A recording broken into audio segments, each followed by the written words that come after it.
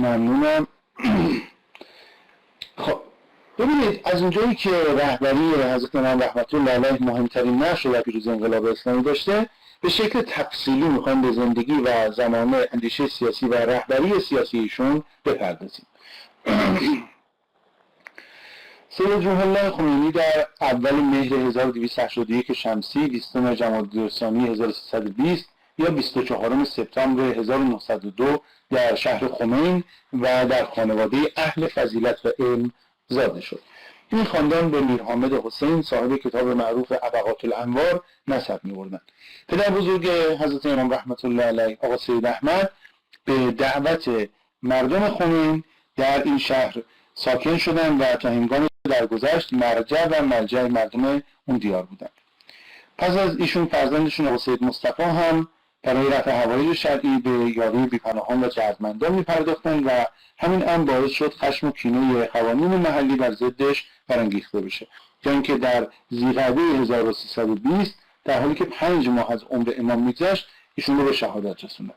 مادر حضرت امام رحمت الله علیه خانم هاجر دختر مرحوم آقا میرزا احمد مجتهد خونساری بود که پس از شهادت همسرش به یاری صاحب خانم عمه امام به سرپرستی و تربیتی ایشون اهتمام ورزیدند، تا اینکه هر دوتاشون بر اثر شیوع بیماری در فاصله اندک درگذشتند و در این هنگام امام 15 ساله بودند.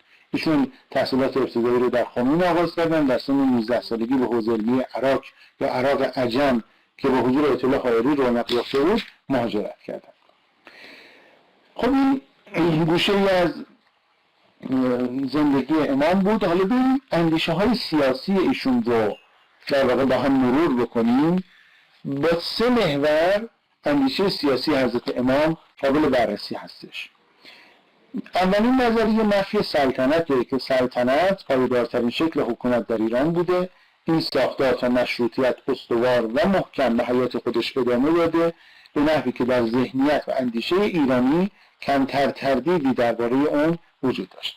مشروطیت بنیانهای مشروعیت سلطنت در ایران رو به لرزه درآورد ولی اصلش رو حفظ کرد و تلاش کرد تا با اصلاحاتی پیکر نیمه جان سلطنت ایرانی رو نجات بده.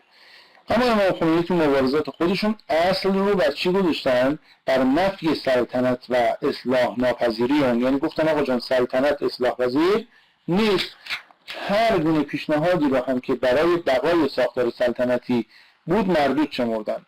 خب امام دلایلی داشتن توی نفی سلطنت، مثل اینکه سلطنت متکی به آرای مردمی نیستش، مردم هیچ نقشی در تعیین سلطان ندارن، سلطنت بر زور و توارث متکیه که هر دوتا خلاف اسلامه، در نظام سلطنتی هیچ نظارتی بر سلطان صورت نمیگیره، سلطنت با حقوق بشر مخالفه چون هر ملتی خودش باید سرنوشت خودش رو تعیین کنه.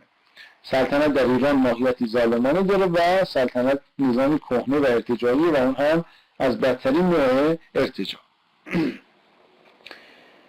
دومین محور از محورهای حضرت امام بحث نقد مشروطیت هست که به نظر حضرت امام خمینی رحمت الله علیه مشروطیت با رهبری و کوشش علما به پیروزی رسید، ولی بعدها به خاطر اختلافات داخلی اینکه روحانیون کناره‌گیری کردن و دخالت‌های خارجی و نتیجه نرسید و استبداد قدرتمندتر از قبل به ساختار سیاسی برگشت. خب ایشون نقد داشتن به مشروطیت. شما می‌بینید که در دهه 40 به نظر امام اصولاً بقای سلطنت به هر شکلی منشأ اصلی مشکلات در واقع کشور هست و ضعف‌های نظام سیاسی اینجا بروز خواهد کرد. بنابراین به جای تأکید بر قانون اساسی و نهادهای مشروطه باید به فکر تغییر بنیادین نظام و حذف سلطنت باشیم. پس یه نقدی داشتن به مشروطیت، میگفتن اما اولش خوب بود اما بعداً کارو خراب کردن، بالاخره اونجوری که باید پیش بره پیش نرفت و باعث نشد که اصل سلطنت رو زیر سوال ببره. چون امام گفتیم اولین محور اندیشه سیاسیشون نفی کامل سلطنته، چون میگه این اصلاح پذیر نیستن. نظریه بعدی که وجود داره بحث نظریه حکومت اسلامی و ولایت فقیه که حضرت امام رحمت الله علیه در مقابل نظام سلطنتی بر حکومتی تاکید میکردن که بر احکام اسلامی و نظارت علما ورای مردم بنیانگذاری شده باشه. جمهوری اسلامی اصطلاحی بود که امام ابتدا در پاریس در توصیف نظام مطلوب خودشون به کار بردن و جمهوریت در اینجا به همون معنای رایج یعنی مردمی بودن حکومت و به پذیرش حق مردم در انتخاب نوع نظام سیاسی و حاکمان اشاره داره و قالب شکل حکومت مورد نظر امام رو تشکیل میده. بنابراین مردم از ارکان مشروعیت نظام سیاسی جمهوری اسلامی تلقی میشن. نظر و رأی مردم فقط در مراحل اولیه تأسیس نظام شرط نیست، بلکه جمهوری اسلامی مقید به در واقع حضور مداوم مردم و نظارت دائمی آنها بر مسئولینه و مردم همواره حق نقد مسئولین و نظارت بر آنها رو دارند. اسلامیت رکن دیگر نظامی مورد نظر امامه و همین امر جمهوری اسلامی را از دموکراسی غربی متمایز میکنه. اسلام محتوا و ماهیت اصلی این نظام رو تشکیل میده و ضوابط و احکام اسلامی مبنای اصلی سیاست‌ها و قوانین رو محسوب میشن. لذا جمهوری اسلامی همواره مقید به دین و محدود به چارچوب‌های شریعتی و نمیتونه برخلاف مقررات اسلامی عمل کنه. خب نظریه ولایت فقیه رو حضرت امام ابتدا در کتاب کشف الاسرار که در سال 1323 نگاشتن و بعدها در سال 1348 به تفصیل در درس فقه خودشون در حضرت اشرف تبیین کردن که در همون ایام تحت عنوان حکومت اسلامی منتشر کردن. بر مبنای این نظریه که حمایت بسیاری از فقهای بزرگ شیعه رو پشت سر خودش داره، فقها به نیابت از ائمه معصومین علیهم السلام اللهم صل علی محمد و آل محمد و عجل فرجهم در عصر غیبت اداره امور سیاسی و اجتماعی شیعیان رو در اختیار دارن. ولایت فقیه در نظریه امام خمینی رحمت الله علیه از یک طرف تضمین کننده اسلامی بودن نظامه و مانع انحراف اون از معیارهای اسلامی میشه، از سوی دیگه تقوای فقیه و تقید او به احکام اسلامی از استبداد و دیکتاتوری جلوگیری میکنه. به عبارت دیگه اگه قراره که نظام سیاسی محتوای اسلامی به خودش بگیره، وجود یک فقیه اسلام شناس در رأس اون الزامیه. همچنین از اونجا که ریشه استبداد به نظر امام خمینی رحمت الله علیه رذیلت‌های نفسانی و بی‌تقوایی حاکمانه، تقوای درونی و تغییر فقیه و احکام شریعت او را از استبداد در حذر می‌داره. یعنی تمام اون زمینه‌هایی رو که افراد میان نقد میکنن تو بحث ولایت فقیه، حضرت امام داره رد میکنه. بالاخره میگه اون تقوای الهی باعث میشه که این مسائل وجود نداشته باشه. همونطوری که اشاره شد این نظریه در آثار فقهای دیگه هم وجود داشت، اما هنر حضرت امام رحمت الله علیه این بود که این نظریه رو از شکل فقهی و محدود خودش خارج کرد و به یک نظریه سیاسی تبدیل کرد و بر اساس اون نظام سیاسی جدیدی پیریزی شد که از این منظر ولایت فقیه رو میتونیم ابداع حضرت امام محسوب بکنیم. ویژگی اصلی حضرت امام رحمت الله علیه پیوند نظریه و عمل سیاسی با فقه و شریعت اسلامیه. امام همواره عمل سیاسی خودشون رو با برداشت فقهی خودشون از شریعت پیوند میدادن و هم به لحاظ تئوریک و هم به لحاظ عملی دین و سیاست رو تفکیک ناپذیر میدونستن. امام قیام علیه ظلم و ایجاد حکومت اسلامی رو واجب شرعی تلقی میکردن و لذا مبارزات سیاسی رو تکلیف شرعی خودشون قلمداد میکردن و همواره بر اون اصرار داشتن. بنابراین اصول اساسی اندیشه حضرت امام رحمت الله علیه رو میتونیم اینجوری بیان بکنیم: عدم مشروعیت سلطنت. گفتیم قبل از این به خاطر عدم اتکا به رأی مردم و مخالفت با احکام اسلام، نه مردمی نه اسلامی، سلطنت نه مردمی نه اسلامی، به خاطر همین مشروعیت نداره و قابل اصلاح هم نیست. عدم امکان اصلاح نظام سلطنتی حتی در شکل مشروطه. خب گفتیم این نقدای امام به مشروطه داشتن، گفتن مشروطه شروع شد، فعالیت خوبی هم بود، اما عمر از مسیر خودش منحرف شد و چون پایه های سلطنت رو سست و لرزان نکرد، در همین خاطر اون صلاحیت رو نداره و نمیشه حتی به شکل مشروطه هم نظام سلطنتی رو اصلاح کرد. جامعیت دین و پیوند ناگسستنی دین و سیاست، وجوب تلاش برای ایجاد حکومت اسلامی، حق فقها در اعمال ولایت سیاسی در عصر غیبت، حق مردم در تعیین نوع نظام و حاکمان سیاسی و نظارت بر مسئولین. ببینید اینا نظریاتی هست که حضرت امام دارن و دقیقا همین نظریات رو الان حضرت آقا دارن اجرا میکنن و ما تبلور اون رو در بیانیه گام دوم دیدیم، شنیدیم و با عمق جانمون انشالله درک کردیم. بحث امام و رهبری سیاسی. ببینید رهبری سیاسی حضرت امام رحمت الله علیه در انقلاب اسلامی از دو تا جنبه قابل بررسیه: روش‌ها و استراتژی‌های سیاسی در روند مبارزه و فعالیت‌های انقلابی و نفوذ بی‌نظیری که در اذهان عمومی و محبوبیت گسترده مردمی داشتند. خب دقت کنید، شیوه‌ها و استراتژی‌های مبارزه سیاسی، مهمترین روش‌های مبارزه سیاسی امام یکیش مردمی کردن مبارزه سیاسی بود. خب ایشون به حرکت مردمی اعتقاد داشتن، سعی می‌کردن مبارزه را از سطح مردم گسترش بدن. شاید به خاطر همین هم بود که امام هرگز به دنبال ایجاد حزب و تشکیلات سیاسی رسمی نرفت. چرا؟ چون در واقع چنین شیوه‌ای در واقع مبارزه رو جلوه نخبه گرایانه بهش میداد، دیگه از دسترس مردم دور میشد، دیگه مردم عادی نمیتونستن بهش بپردازن. امام به جای اینکه بیاد فعالیت‌های سازمانی محدود انجام بده، به حرکت‌های گسترده مردمی امید بسته بود و تلاش میکرد مردم رو آگاه بکنه تا اونها به میدان مبارزه سیاسی بیان و موفقیت امام در این زمینه شکست کامل رژیم رو در پی داشت.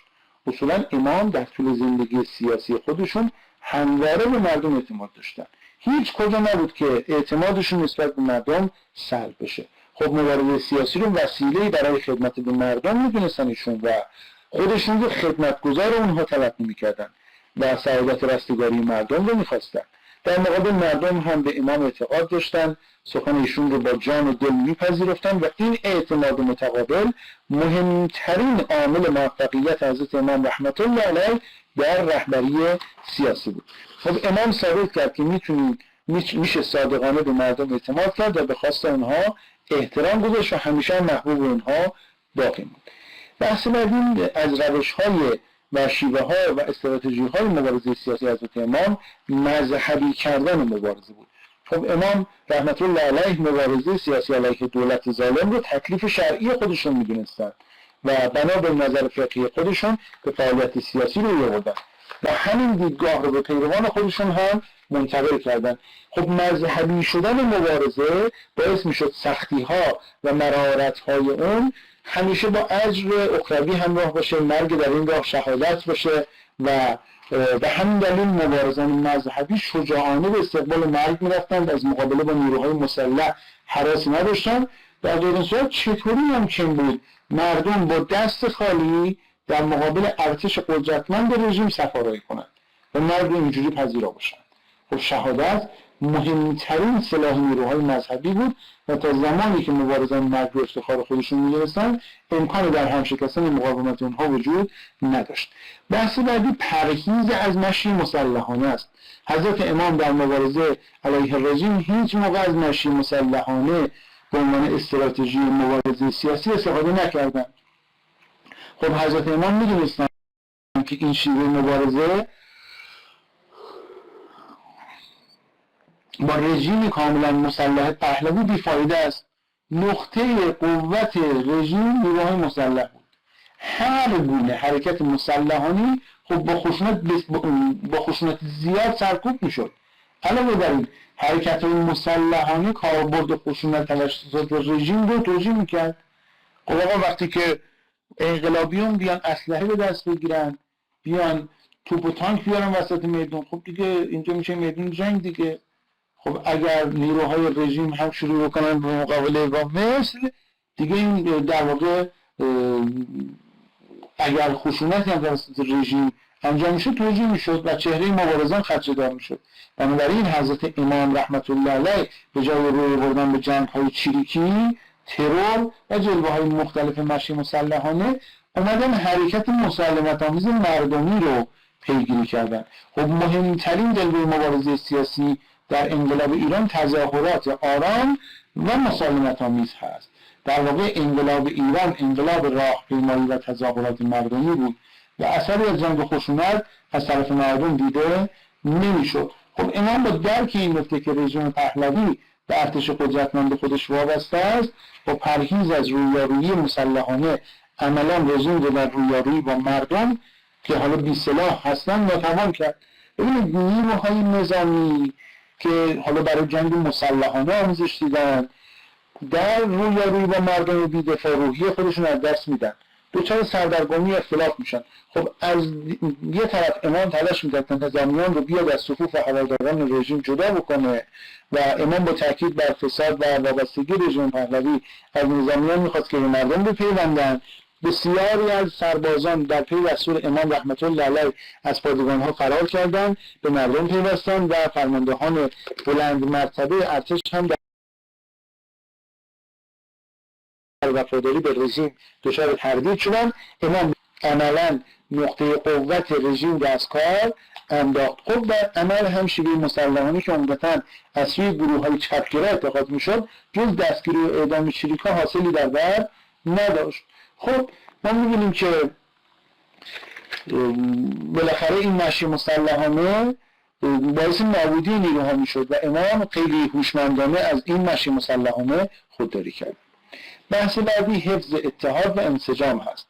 امام در طول مبارزه سیاسی خودشون همواره از طرح مسائل اختلاف برانگیز خودداری میکردن و تلاش میکردن وحدت مخالفین مذهبی رو که حالا وجود داشتن حفظ کنن. به همین دلیل اختلاف و تشدد به ندرت در صفوف مبارزین مذهبی به چشم می‌خورد و رهبری حضرت امام رحمت الله علیه تمامی گرایش‌ها و جناح‌های مذهبی رو پوشش میداد.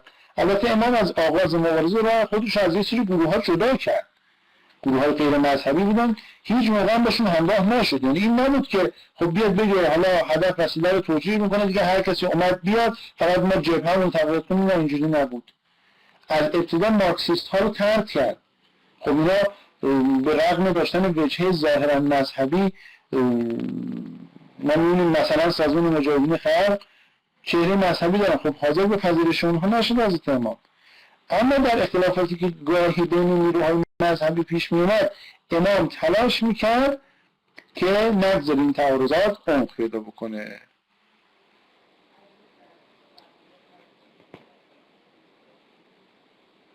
چی؟ اصلا تصمیم بین مردم قام. ببینید مشی نظام مسلحانه نبوده. اگر احیانا کسی هم حرکت مسلحانه انجام داده خب قاعدتاً به صورت خودسر انجام داده، یعنی چیزی نبوده که مشی نظام باشه. ببینید ما یه موقع هست مثلا پدر شما میگه من انسان خیرخواهی هستم و دوست ندارم با کسی جنگ بکنم، اما شما علیرغم میل پدرت بلند میشی میری با یه نفر میجنگی.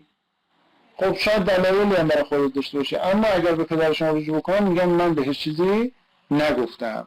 پس اون مشی اصلی و اون مسیر اصلی درسته. حالا اگر کسی حرکتی جداگانه انجام بده اون بحثش فرق میکنه. بحث بعدی محبوبیت و نفوذ مردمی حضرت امام هست. از نکات منحصر به فرد انقلاب محبوبیت گسترده حضرت امام در میان مردم هست. رابطه مردم و امام رابطه مرید و مراد بود، نه رابطه رهبر سیاسی و اتباع و پیروانش.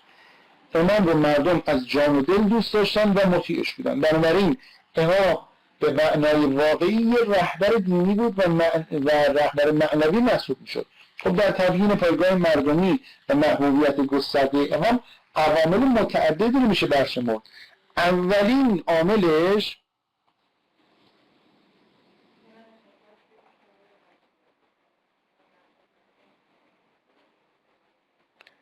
نه نگفته که مربوط به من نیست. این یه مثال بود برای اینکه شما متوجه بشید.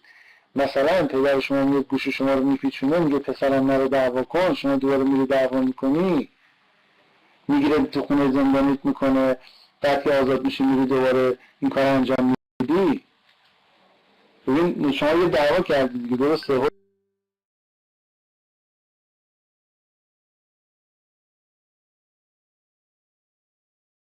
حکم که قتل اعدام نیست که نمیشه که اعدامت کنه که ببینید یعنی اینکه شما مثلا از دسترس پدرت خارج میشه حکمت هم اعدام حکمت هم کشته شدنه ولی از دسترس پدرت خارج میشه دیگه دسترسی رو نداره. ببین اینجوری نیستش. بحث اینه که مشی مسلحانه نظام نداشته، مسلحانه‌آمیز بوده. ارتشی‌ها میومدن اسلحه‌هاشون رو میوردن به مردم دستور داده شد گل در لوله تفنگ ارتشی‌ها بذارن. خب شما میگم باید تاریخ رو یک مطالعه بکنید که این سوالا براتون به وجود نیاد. خب ما می‌بینیم که حضرت امام محبوبیت گسترده‌ای داشتن. خب یکی از ویژگی‌های حضرت امام شخصیت بزرگیشون بود که ابعاد مختلفی داشت. گذشته از جنبه‌های علمی، فقهی و عرفانی، ویژگی‌ها صفات اخلاقی خاص امام رو از دیگران متمایز می‌کرد. تقوا، شجاعت، قاطعیت در تصمیم‌گیری، تیزهوشی سیاسی، زندگی ساده و زاهدانه و سازش ناپذیری از ویژگی‌های شخصیت امام خمینی رحمت الله علیه. خب مجموع این ویژگی‌ها رو به ندرت می‌تونیم در کسی سراغ بگیریم و همین در واقع ویژگی‌ها هست که جامعیت میده به امام و امام رو به شخصیت الهی و محبوب مبدل میکنه. دومین عامل جایگاه حضرت امام رحمت الله علیه به عنوان مرجع تقلیده. امام رهبری سیاسی و در واقع مرجعیت مذهبی رو در هم می‌آمیزه و همین امر رهبری انقلاب ایران رو از سایر انقلاب‌ها متمایز میکنه. امام از موضع یک مرجع دینی با پیروان خودش سخن میگه و لذا اجرای دستورات ایشون تکلیف شرعی و وظیفه دینی تلقی میشه. نافرمانی از اون رو مردم گناه و معصیت میدونن. به هر حال تبیین نفوذ امام بدون درک جایگاه والای مراجع در مذهب شیعه اصلا امکان پذیر نیست. دوستان عدد یک رو ارسال بکنن حضورشون ثبت بشه. ببین شما مثلا تو خونه خودت هستی یه تیکه چوب میدن دسته، چوب گردو، چوب خوب، اینو برمی‌داری اونجا با یه دونه مته دریل چیزی سوراخ میکنی. خب چقدر باید مجازاتت بکنن؟ به اندازه یه دونه چوبی که سوراخ کردی. حالا مال خودت بوده نبوده اون بحثش شد. حالا فکر کن همین چوب سینه کش یک کشتیه و شما رفتی توی یک کشتی یک قسمتی از اون کشتی رو سند 6 نمره دادی واسه خودت خریدی. خب حالا اگه اینجا همون چوبی رو که تو خونه سوراخ کردی اینجا سوراخ کنی چیکار باید بکنن؟ آیا به اندازه یه دونه سوراخ کردن چوب باید مجازاتت بکنن؟ حالا مال خودت هم هستا. به تعداد آدمایی که مردن، چون بالاخره آب وارد کشتی میشه، کشتی ممکنه غرق بشه.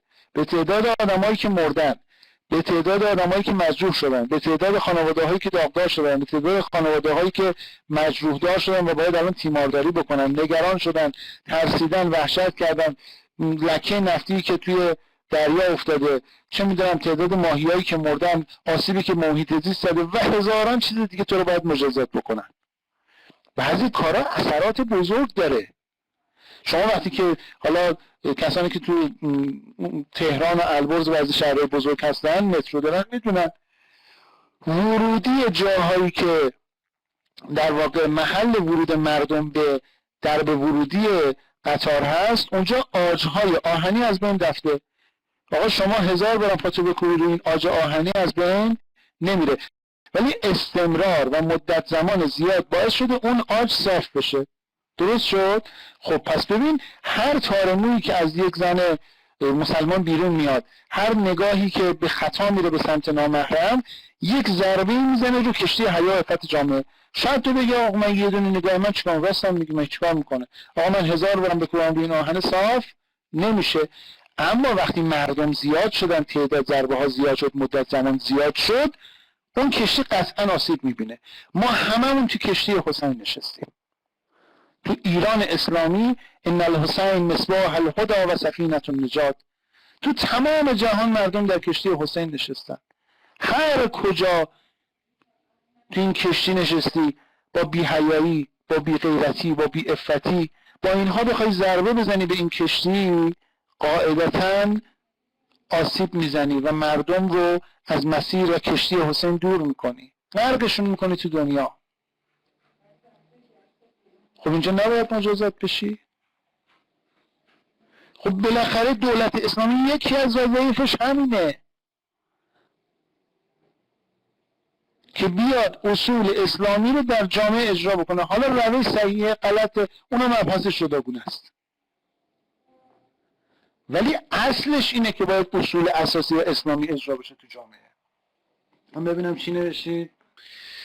خب من این سه سوالی که دوستان پرسیدن رو یه پاسخ بدم و بعد بریم انشالله ادامه درسمون. ببینید عزیزان، هر چیزی سر جای خودش باید محاسبه بشه. اختلاس سر جای خودش، مسئولین خاص داره، کم میذارن زیاد میذارن. میگم باز رهبر عزیزمون فرمودن اون مسئولینی که از اصول اساسی روی گردان شدن باعث میشن این مشکلات به وجود بیاد.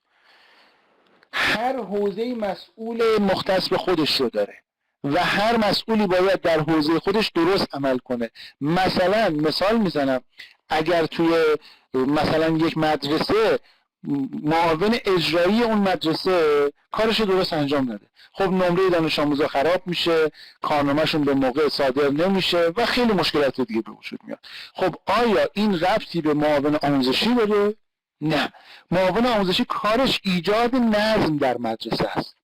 باید نظم و رفت آمد و عبور و مرور و وضعیت در واقع پوشش و انضباطی و اینا رو بررسی بکنه. خب اگر معاون آموزشی تو حوزه خودش درست عمل بکنه، معاون پرورشی تو حوزه خودش عمل بکنه، معاون اجرایی تو حوزه خودش عمل بکنه، همه چی گل و بلبل میشه.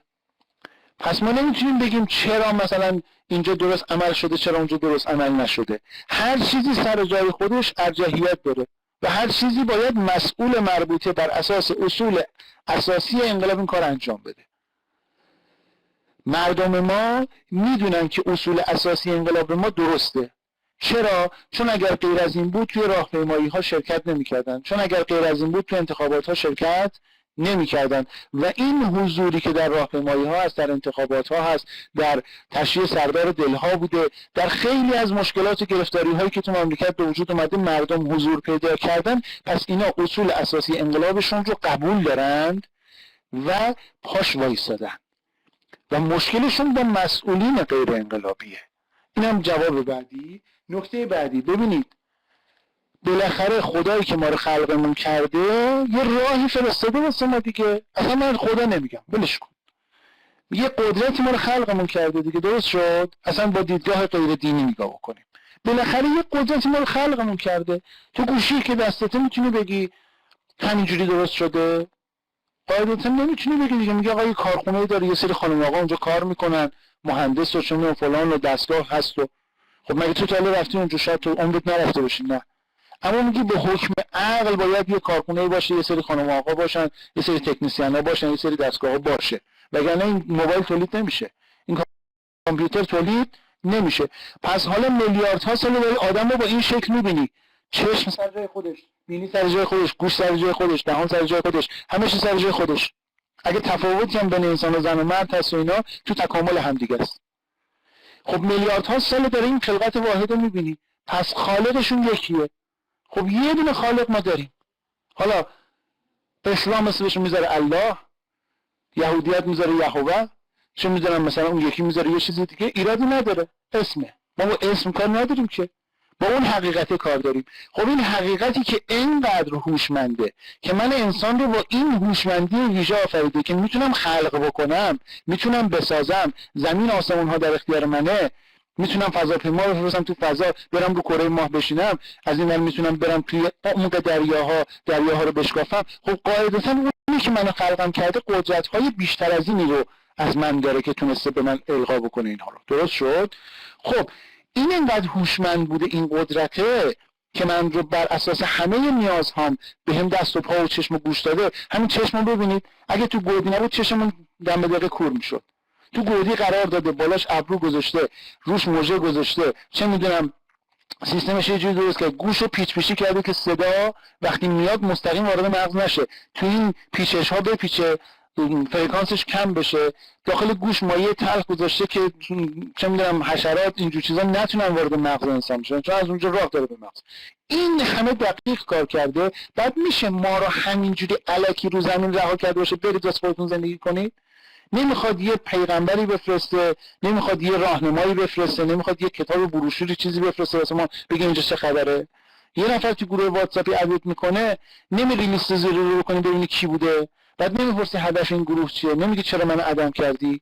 حالا خدا ما رو عدم کرده تو این دنیا، اون قدرته ما رو عدم کرده تو این دنیا، درست شد؟ نمیخوام ازش بپرسیم آقا برای چی ما رو آوردی تو این دنیا، ما اینجا چیکار میکنیم؟ از ننه بابا میپرسی که اونا نمیدونن، از ننه بابا میپرسی اونا هم نمیدونن. هر چی میگه اون وطن اونا هم میگن ما اومدیم.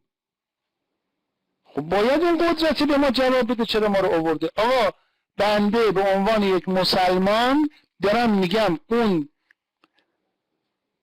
کتاب و بروشوری که فرستاده شده قرآنه و اون راهنما پیامبرا و امامان.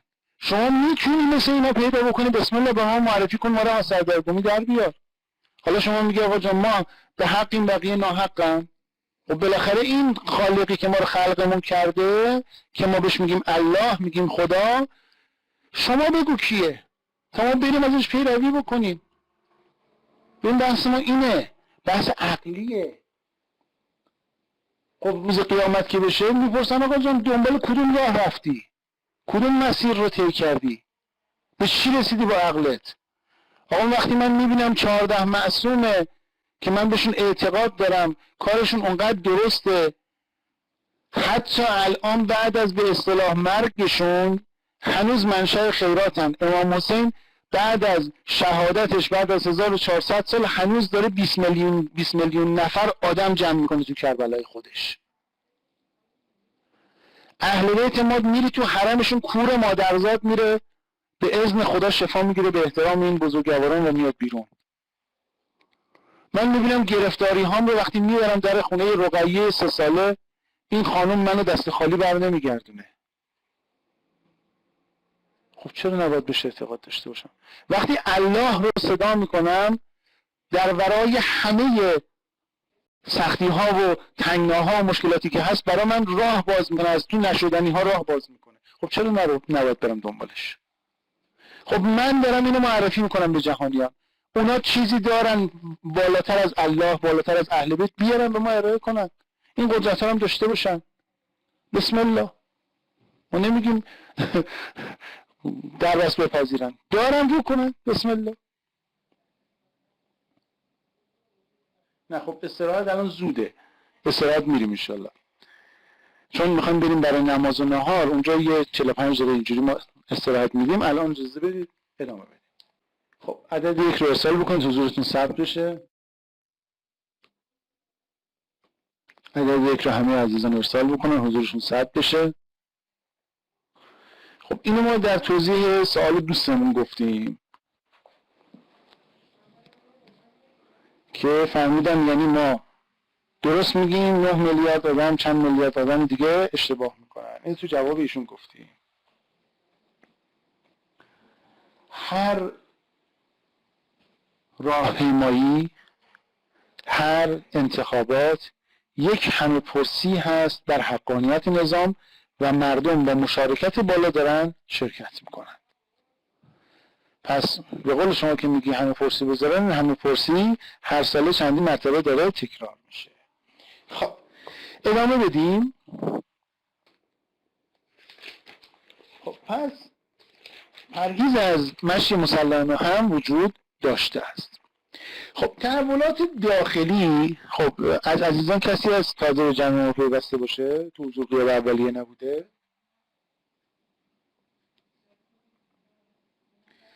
دیگه من در بین کلاس تکرار نمی کنم. اگر کسی احیانا به هر دلیلی دیر وارد کلاس شد حضورش رو اعلام بکنه که ما بدونیم اصلا هستش، حضور فیزیکی داره. خیلی تأخیر داری یا حواست باشه، این تأخیر برات غیبت محسوب احتمالا خواهد شد جلساتی رو. ادامه میدم. ببینید در عصر جمهوری اسلامی تحولات داخلی به وجود اومده که به لحاظ مراحلی که انقلاب پشت سر گذاشته میتونیم به 4 دوره اون رو تقسیم بکنیم. نه اصلا حج بحثش فرق میکنه. اصلا ببین حج یک حرکت اسلامیه.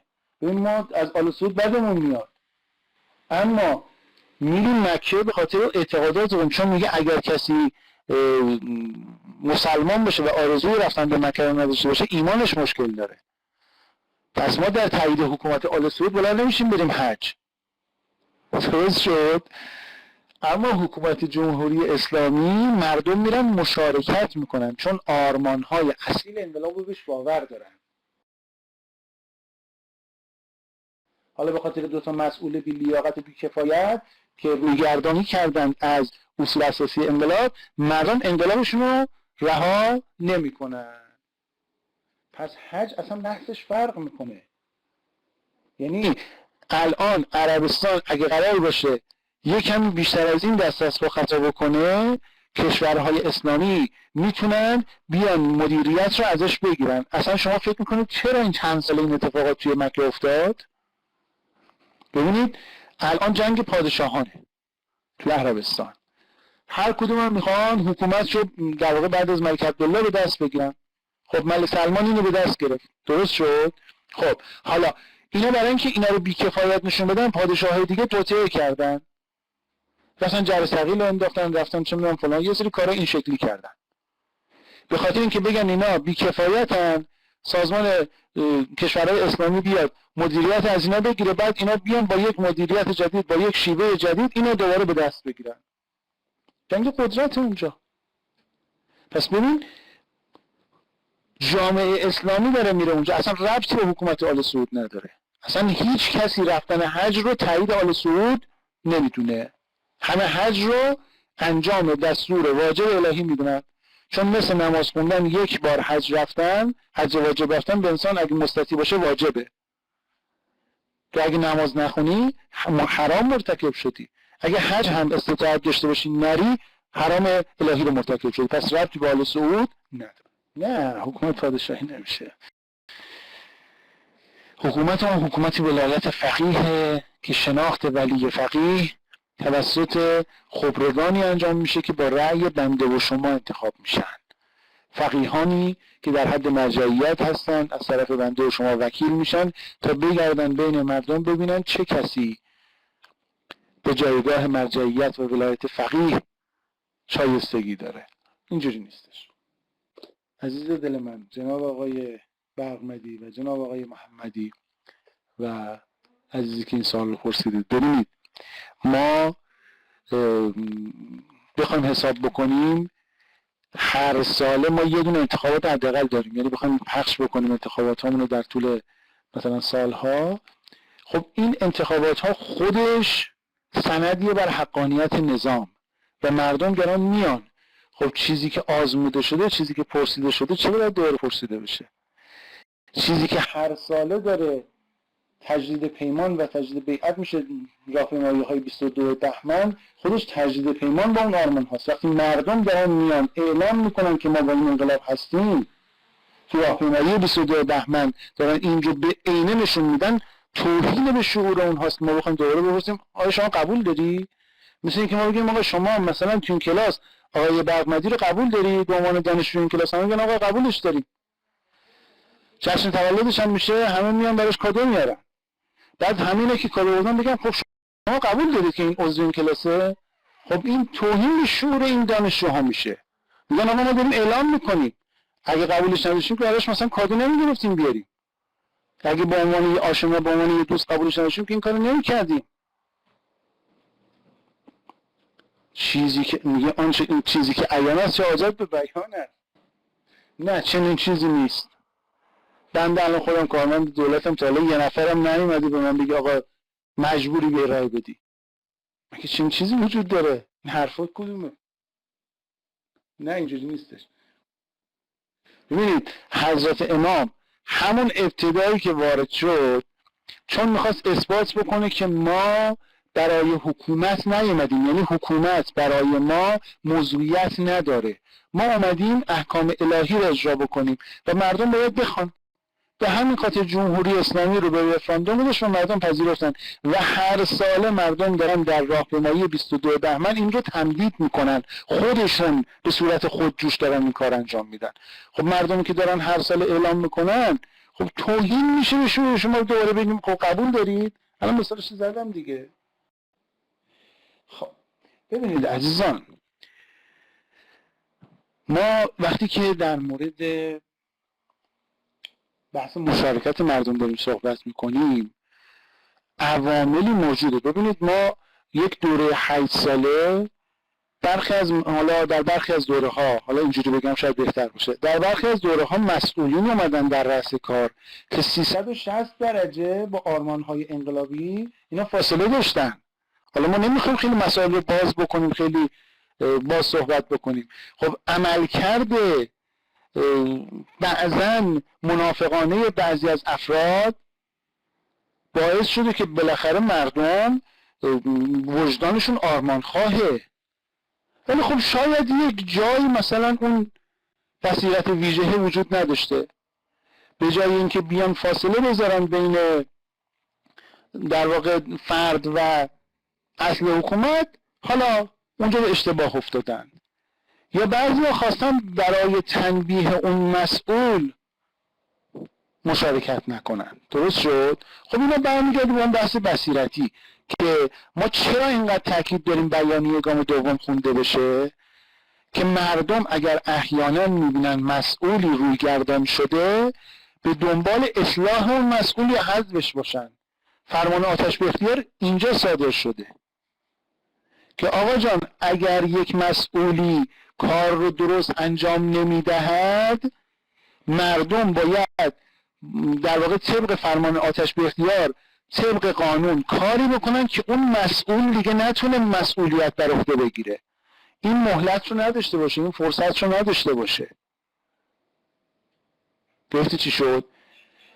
و هیچ کدوم از افرادی که حالا تو دوره مشارکتشون کم یا زیاد شده، هیچ کدوم از اینها در واقع با اصل نظام مخالف نیستن، چون تو راهپیمایی 22 بهمن، توی تشریع سردار دلها، توی بسیاری از امور دیگه دارن اینجا اثبات میکنن. پس این نیستش.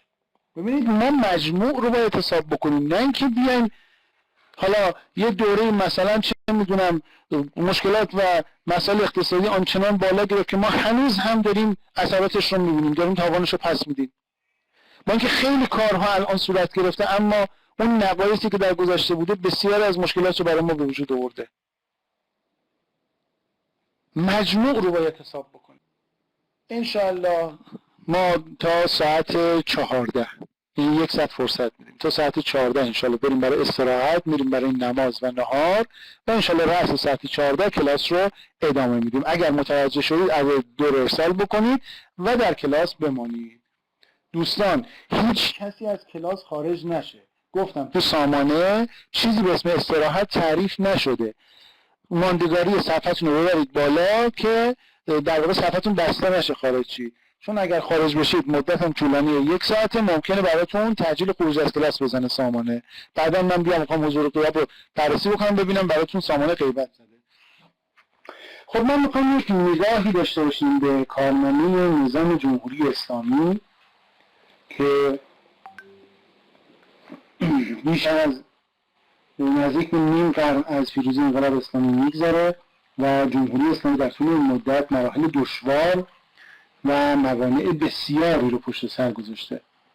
خب حالا به اعتقاد بسیاری از کارشناسان یکی از مهمترین چالش‌های انقلاب در بیش از 4 دهه از حیات خودش مسئله کارآمدیشه، چیزی که برخی از دوستان هم بهش اشاره داشتن و ما می‌خوایم راجع به این مسئله کارآمدی صحبت بکنیم.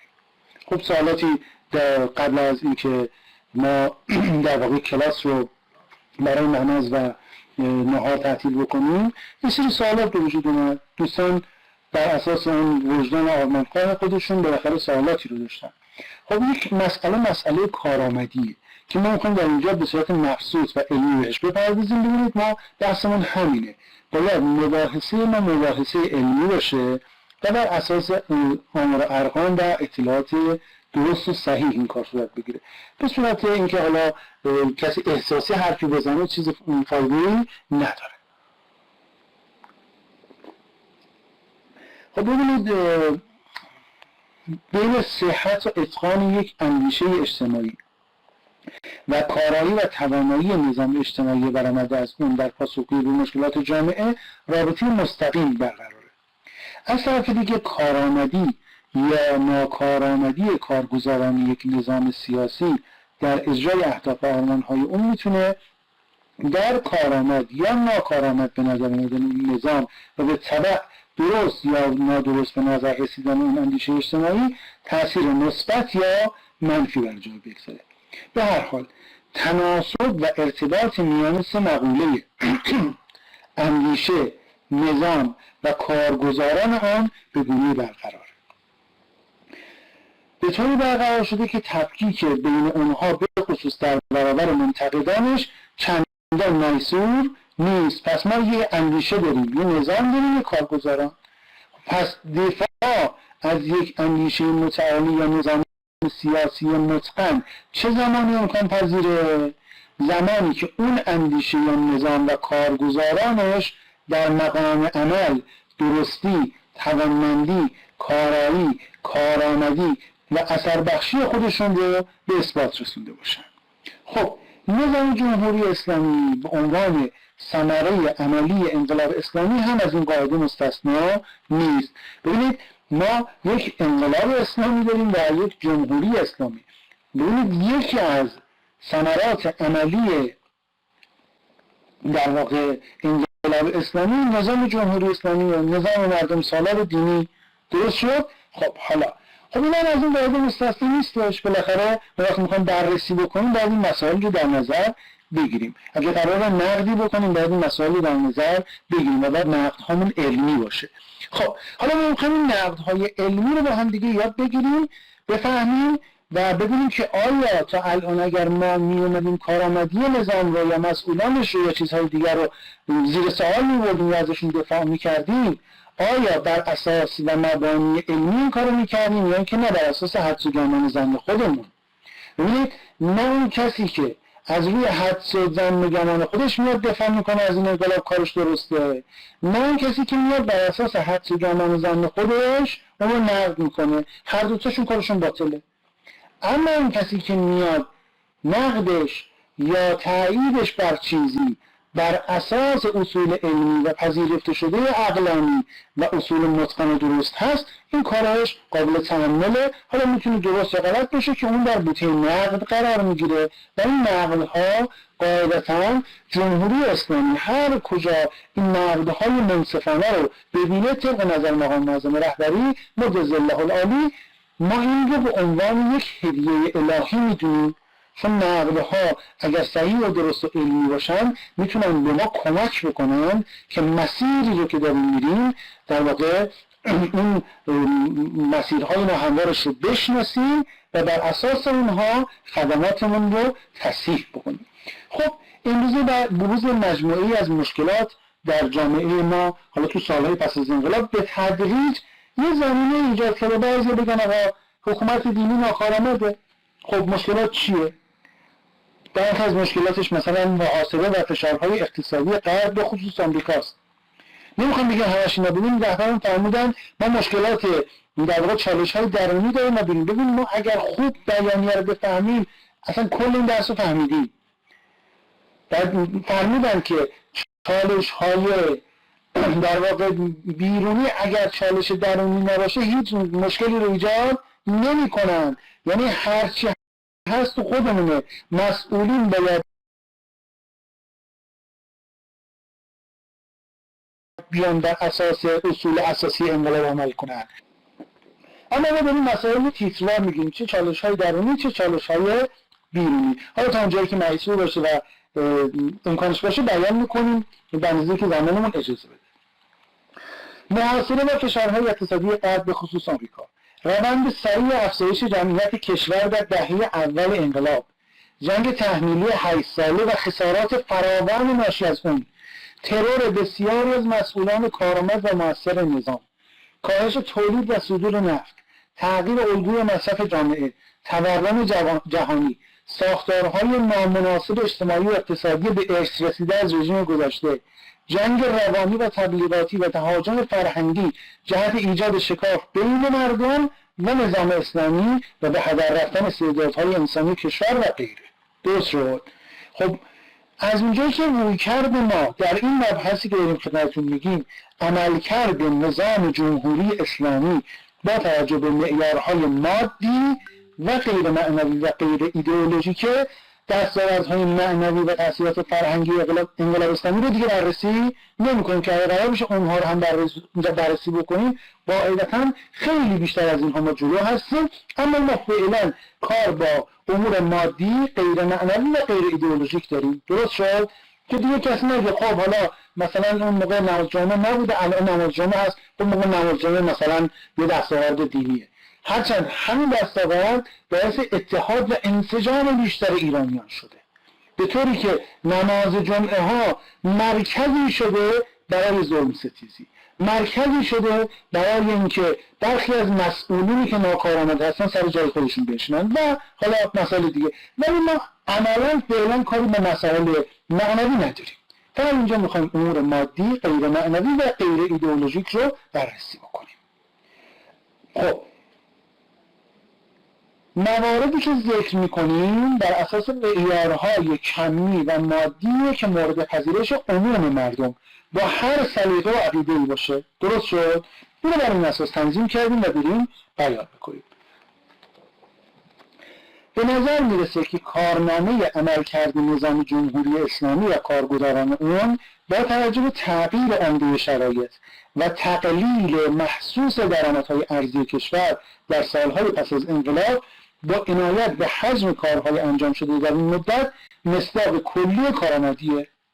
و البته از طرف دیگه عدم تحقق برخی از اهداف و آرمان‌ها هم میتونه از نشانه‌های ضعف و وجود نسبتی از ناکارآمدی در عملکرد آنها تلقی بشه. پس ما در ابتدا داریم خودمون بیان میکنیم که مصداقی از کارآمدی وجود داره، میگیم بعضی جاها رشد وجود داشته اما یه جاهایی هم ما ناکارآمدی میبینیم. درست شد؟ چون ما دیگه داریم از دیدگاه یک انسان بی‌طرف صحبت میکنیم، نه میخوایم طرفدار رو بگیم نه میخوایم ضد در واقع مسئله رو بیان بکنیم، میخوایم یک دیدگاه مستقل رو بیان بکنیم.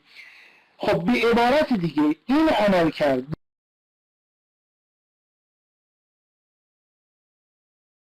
به دلیل ضعف نگرش جامع و راهبردی به اقتصاد، سیاست، فرهنگ در پیش نگرفتن الگوی مناسب بر پایه ارزش‌های اجتماعی، فرهنگی و توانایی‌های بومی و به عبارت دیگه به دلیل در پیش گرفتن سیاست توسعه نامتوازن در واقع موجب ایجاد ناهماهنگی‌هایی در تنظیم اهداف، نارسایی‌ها در تخصیص موارد و امکانات و اختلالاتی در روابط اجتماعی و به تبع نارضایتی‌هایی بین گروه‌های از جامعه شده که از این در واقع این بعد از عملکرد گویای نسبت از ضعف ناکارآمدی در مجموعه کارگزاران نظام تلقی شده. خب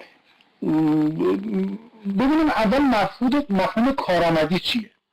خب ما اگه قراره یه مبحثی رو علمی بریم جلو باید اول در واقع کلماتش رو با همدیگه شناسایی بکنیم و بعد بتونیم بر اساس این تعاریف برسیم به جایگاهی که بحث مقایسه رو داشته باشیم، بحث تطبیق رو داشته باشیم و مجموع در واقع عوامل رو با همدیگه بسنجیم.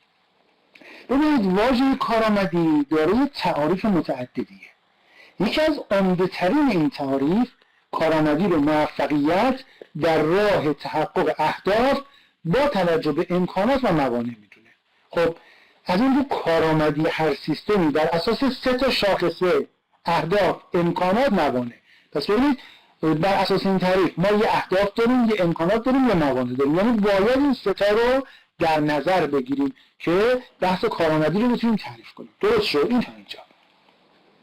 هر قدر سیستمی با توجه به این 3 شاخصه‌ای که بیان شد در تحقق اهدافش موفق باشه و همون مقدار کارآمده، در یک تقسیم بندی کلی میتونیم امکانات لازم برای کارآمدی رو به 2 دسته مادی و غیر مادی تقسیم کنیم. درست شد؟ پس حالا موانع کارآمدی هم به 2 دسته داخلی و خارجی تقسیم میشه. حالا موانع داخلی مثل گروه‌های مخالف داخلی، میراث‌های منفی و مخرب علمی، اقتصادی، اجتماعی، سیاسی، افزایش تقاضای خدمات، افزایش آستانه رضایتمندی و مسائل اینچنین. موانع خارجی مثل چی؟ مثل موانع اندیشه‌ای و فرهنگی مهاجم و مخالف، موانع و تهدیدات سیاسی، اقتصادی، نظامی و بین‌المللی و مسائلی از این دست. خب باید توجه داشته باشید که کارآمدی یک سیستم پویا در حالات و شرایط گوناگون متفاوته.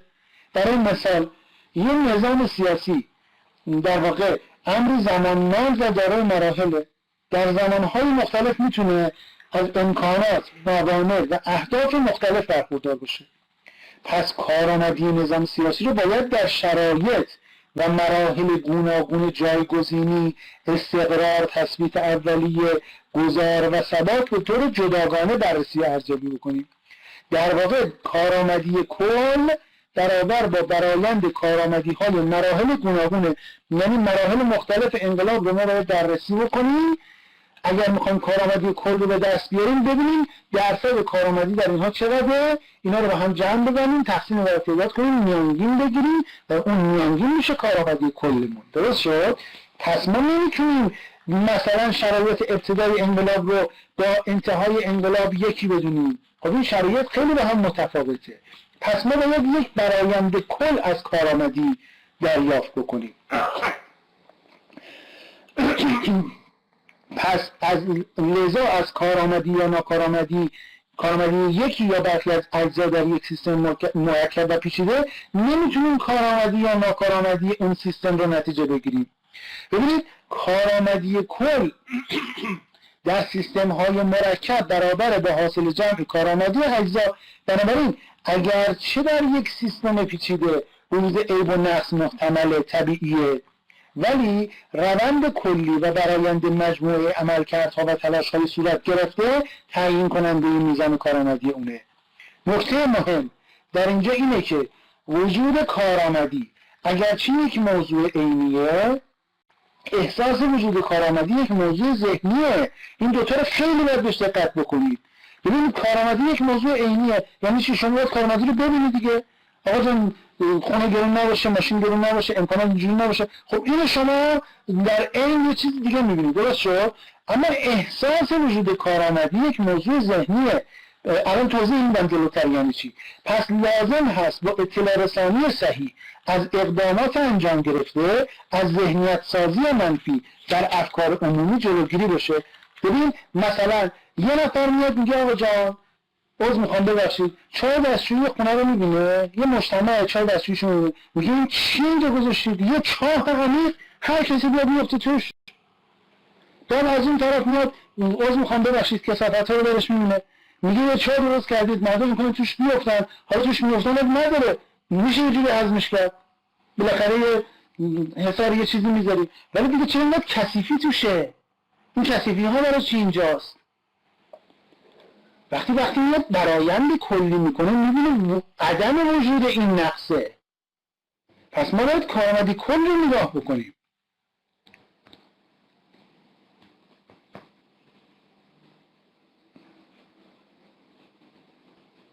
یعنی الان داریم در بهترین خب شما نمیذاری صحبت من تموم شه دیگه، اجازه بدید جلوتر بریم بعد شما جوابتون میگیری. ما ببین بیانیه رو خوب نخوندی ها، اگه خوب بیانیه رو بخونه الان سالا داره پیش نمیاد. این نشون میده هنوز درس خوب متوجه نشدی ای ایلاندو. ببین عزیز دل من، ما میگیم یه سری بایدها داریم، یه سری واقعیت ها داریم. رهبر عزیزمون تو بیانیه فرمودن که فاصله بین بایدها و واقعیت ها وجدانهای آرمانخواه رو عذاب میده، اینا رو به چاره‌جویی میندازه. فاصله بین بایدها و واقعیت ها هست، اما تا حالا چندین مرتبه طی شده و باز هم بعد از این طی میشه و چشم امید رهبر عزیزمون به شما جوان هاست. شمایی که باید برید تو زمینه پژوهش، تو علمتون اونقدر سرآمد بشید که اگه چند تا مسئولی که روی گردن هستن از اصول انقلاب خواستن جلوتون سنگ بندازن نتونن. درست شد؟ اون موقع است که ما به کارآمدی کل میرسیم. ما الان داریم یه بحث علمی در مورد کارآمدی انجام میدیم. درست شد؟ که اون کارآمدی یعنی چی؟ حالا بذارید مبحث تموم بشه، در انتها اگر سوالی باقی موند اون موقع بپرسید. شما کامل حرف این نفر رو بشنویم، بعد در موردش نظر بدیم که جای در واقع نقصی دارد یا ندارد، جای سوالی میماند یا نمیماند. اجازه بدید مبحث رو انشالله تمام کنیم، بعد انشالله سوالاتتون احتمالاً پاسخ داده میشه. خب پس ما وقتی که نگاه میکنیم با اطلاع رسانی سریع از اقدامات انجام گرفته میتونیم ذهنیت سازی منفی در افکار عمومی رو ازش جلوگیری کنیم. نکته دیگه این که کارآمدی شاخصیه که از مقایسه امکانات، ببینید اینجا امکانات مهمه ها، ببینید چی میخواد مقایسه بشه، از مقایسه امکانات و توانمندی ها از یه طرف و از سوی دیگه موانع و مشکلات حاصل میشه. بنابراین اگه ما قرار یک قضاوت منصفانه درباره هر موضوعی، حالا این انقلاب اسلامی هر چیز دیگری داشته باشیم، باید با توجه دقیق به هر دو تا وجه مسئله انجامش بدیم. خب این نکته مهمیه. خب حالا ما می‌خوایم یک مقایسه داشته باشیم امکانات و شرایط اقتصادی کشور رو در دو تا دوره قبل و بعد از انقلاب. در بررسی میزان کارآمدی نظام جمهوری اسلامی یکی از نکات مهم مقایسه شرایط اقتصادی، درآمدها و هزینه‌های کشور در دو دوره قبل و بعد انقلاب که در واقع مطلبی رو که من عرض می‌کنم میتونه چشم انداز این محور رو تا اندازه‌ای برای ما روشن کنه. ببینید ما اومدیم در واقع زمانها رو برای مقایسه سال 56 گرفتیم. خب یعنی زمانی که تازه میخواد انقلاب رشد کنه و قاعدتا باید اون زمان رژیم پهلوی و حکومت شاهنشاهی چندین ساله باید رشد خودش کرده باشه. درست شد. حالا ما میگیم دیگه سال 56 تا 57 زمان انقلاب و فلان اینا خیلی کارش نداریم. سال 56 رو میذاریم برای مقایسه متغیرهایی که الان عرض میکنیم و 20 سال بعدش رو یعنی سال 76 رو میذاریم زمانی که در واقع انقلاب ما به یه تبلوری رسیده. میگیم آقا این 20 سال بالاخره جنگ بوده، فلان بوده، همه اینا بوده، خودش رو رسونده به کجا؟ درست شد؟ یعنی با همه اون شاخص‌ها که حالا جلوتر بهش خواهیم رسید. پس ما میخوایم یک مقایسه بین سال 56 و 76 قبل از انقلاب، سال 56 بعد از انقلاب سال 76 داشته باشیم. این مقایسه خیلی کمکمون میکنه تو مطالب جلوتر که بتونیم به یک مبحث علمی در این زمینه برسیم. خب میریم سراغ مقایسه ها. مقایسه اول تولید نفته. ببینید قبل از انقلاب، پس من دیگه تکرار نمی‌کنم سال 56 سال 76 اولیش که میگم مال قبل از انقلاب، دومیش که میگم مال بعد از انقلابه. قبل از انقلاب تولید نفت 6 میلیون بشکه بوده، بعد از انقلاب شده 3.5 میلیون بشکه. ببینید این عددا رو تو ذهنتون بسپارید. البته بر امتحان این نمیاریم ولی میخوام بگم تو ذهنتون باشه. تو جزوه هست ولی ما چون طبق صفحه جلو نمیریم بعدا خودتون اینجا مقایسه بکنید. حالا اگر هم رو پیدا نکردید من براتون میذارم اینها رو. حتی نیاز نیست چون ما تو امتحان از این سوالی نمیدیم از این مقایسه. ببینید تولید نفت 6 میلیون بشکه بوده، بعد از انقلاب شده 3.5 میلیون بشکه. صادرات نفت 5.5 میلیون بشکه بوده، شده 2 میلیون بشکه. بالاخره تمام دنیا اومدن ما رو تحریم کردن. ببین مال سال 76 ها، مال سال 57 و 58 و 59 هم نیست، این مال 20 سال بعد از انقلابه. دقت کنید. قیمت نفت یه بشکه‌اش قبل از انقلاب 13 دلار بوده، بعد از انقلاب یعنی 20 سال بعد شده 12 دلار. درآمد نفتی سالانه 22 میلیارد دلار بوده، شده 12.5 میلیارد دلار. ببین درآمدها نصف شده تقریبا. سرانه درآمد نفتی 700 دلار بوده، شده 150 دلار. ببین چقدر کاهش پیدا کرده. قدرت خرید دلار، ارزش دلار در مقابل ارزهای معتبر جهانی 51% بوده، بعد از انقلاب در واقع رو نقطه صفر قرار گرفته. مصرف داخلی نفت 1 میلیون بشکه بوده، بعد از انقلاب مصرف داخلی نفت شده 1.5 میلیون بشکه. یعنی ما 1 میلیون بشکه اون زمان کمتر در داخل مصرف میکنیم، میتونستیم 1 میلیون بشکه رو صادر کنیم زمان قبل از انقلاب و خب قاعدتا درآمد نفتی بالاتری به ما میداده چون مردم تعدادشون کمتر بوده و دولت متاسفانه با سیاست‌هایی که داشته خیلی از جاها رو در محرومیت گذاشته بود قبل از انقلاب. اما بعد از انقلاب این محرومیت زدایی‌ها انجام شده و مصرف داخلی نفت و سوخت‌ها بالاتر رفته.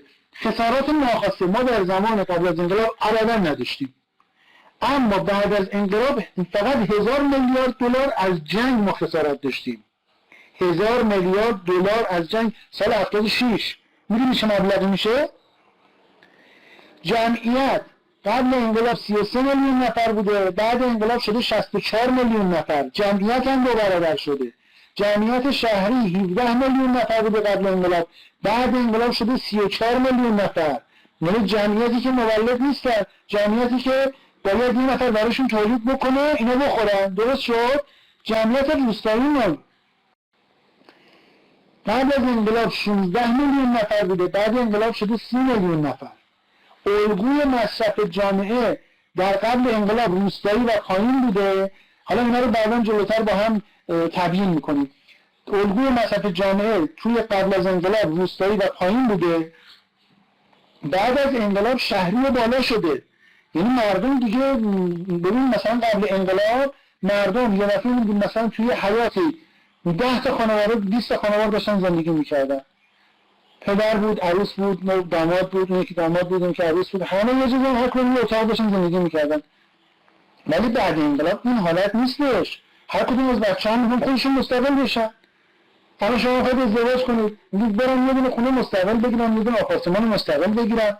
خانومه مثلا میره ازدواج بکنه باش قبول نمیکنه دیگه مثلا تو خونه باهات زندگی بکنه.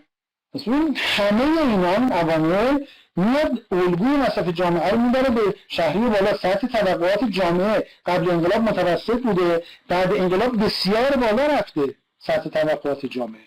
خب لازمه که ما ذکر بکنیم که جمعیت کشور مثلا سال 82 خب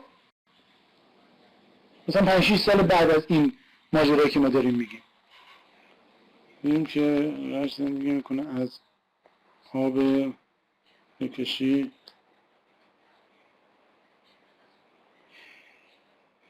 فاصله بین بایدها و واقعیتها. درست شد؟ پس این جوابش اینجاست. شما جوونه رو میخواد کسی که متخصص باشه تو این کار جهادی کنه، بلند شه اونجا رو درست کنه. فرمان آتش به اختیار واسه همینه. الان جوانای جهادی ما چرا دارن میرن توی روستاها کار میکنن؟ که به برخی مسئولینی که روی گردن شدن از اصول اساسی انقلاب بفهمونن بابا اینجا باید یه کار کنی. چرا پزشکای جهادی ما بلند میشن میرن به مردم خدمات رایگان میدن؟ که به برخی از مسئولین ما که توی وزارت بهداشت جهادی هستن بفهمونن، آتش به اختیار بفهمونن اینجا جای کار، بیا کار کن. جوانایی مثل شما باید برن با کار جهادی و الهی این مشکلات رو به رخ بکشن تا مسئولین مجبور شن یه کمی غیرت کنن، بعضیشون بلنشن برن کار درست بکنن. هر کسی به من خوب میشنه عذاب یک ارسال بکنه، همین از عذاب یک ارسال بکنه. دوستانی که صداشون احیانا مشکل داره یه بار خارج شن، مجددا وارد شن، انشالله مشکل حل میشه.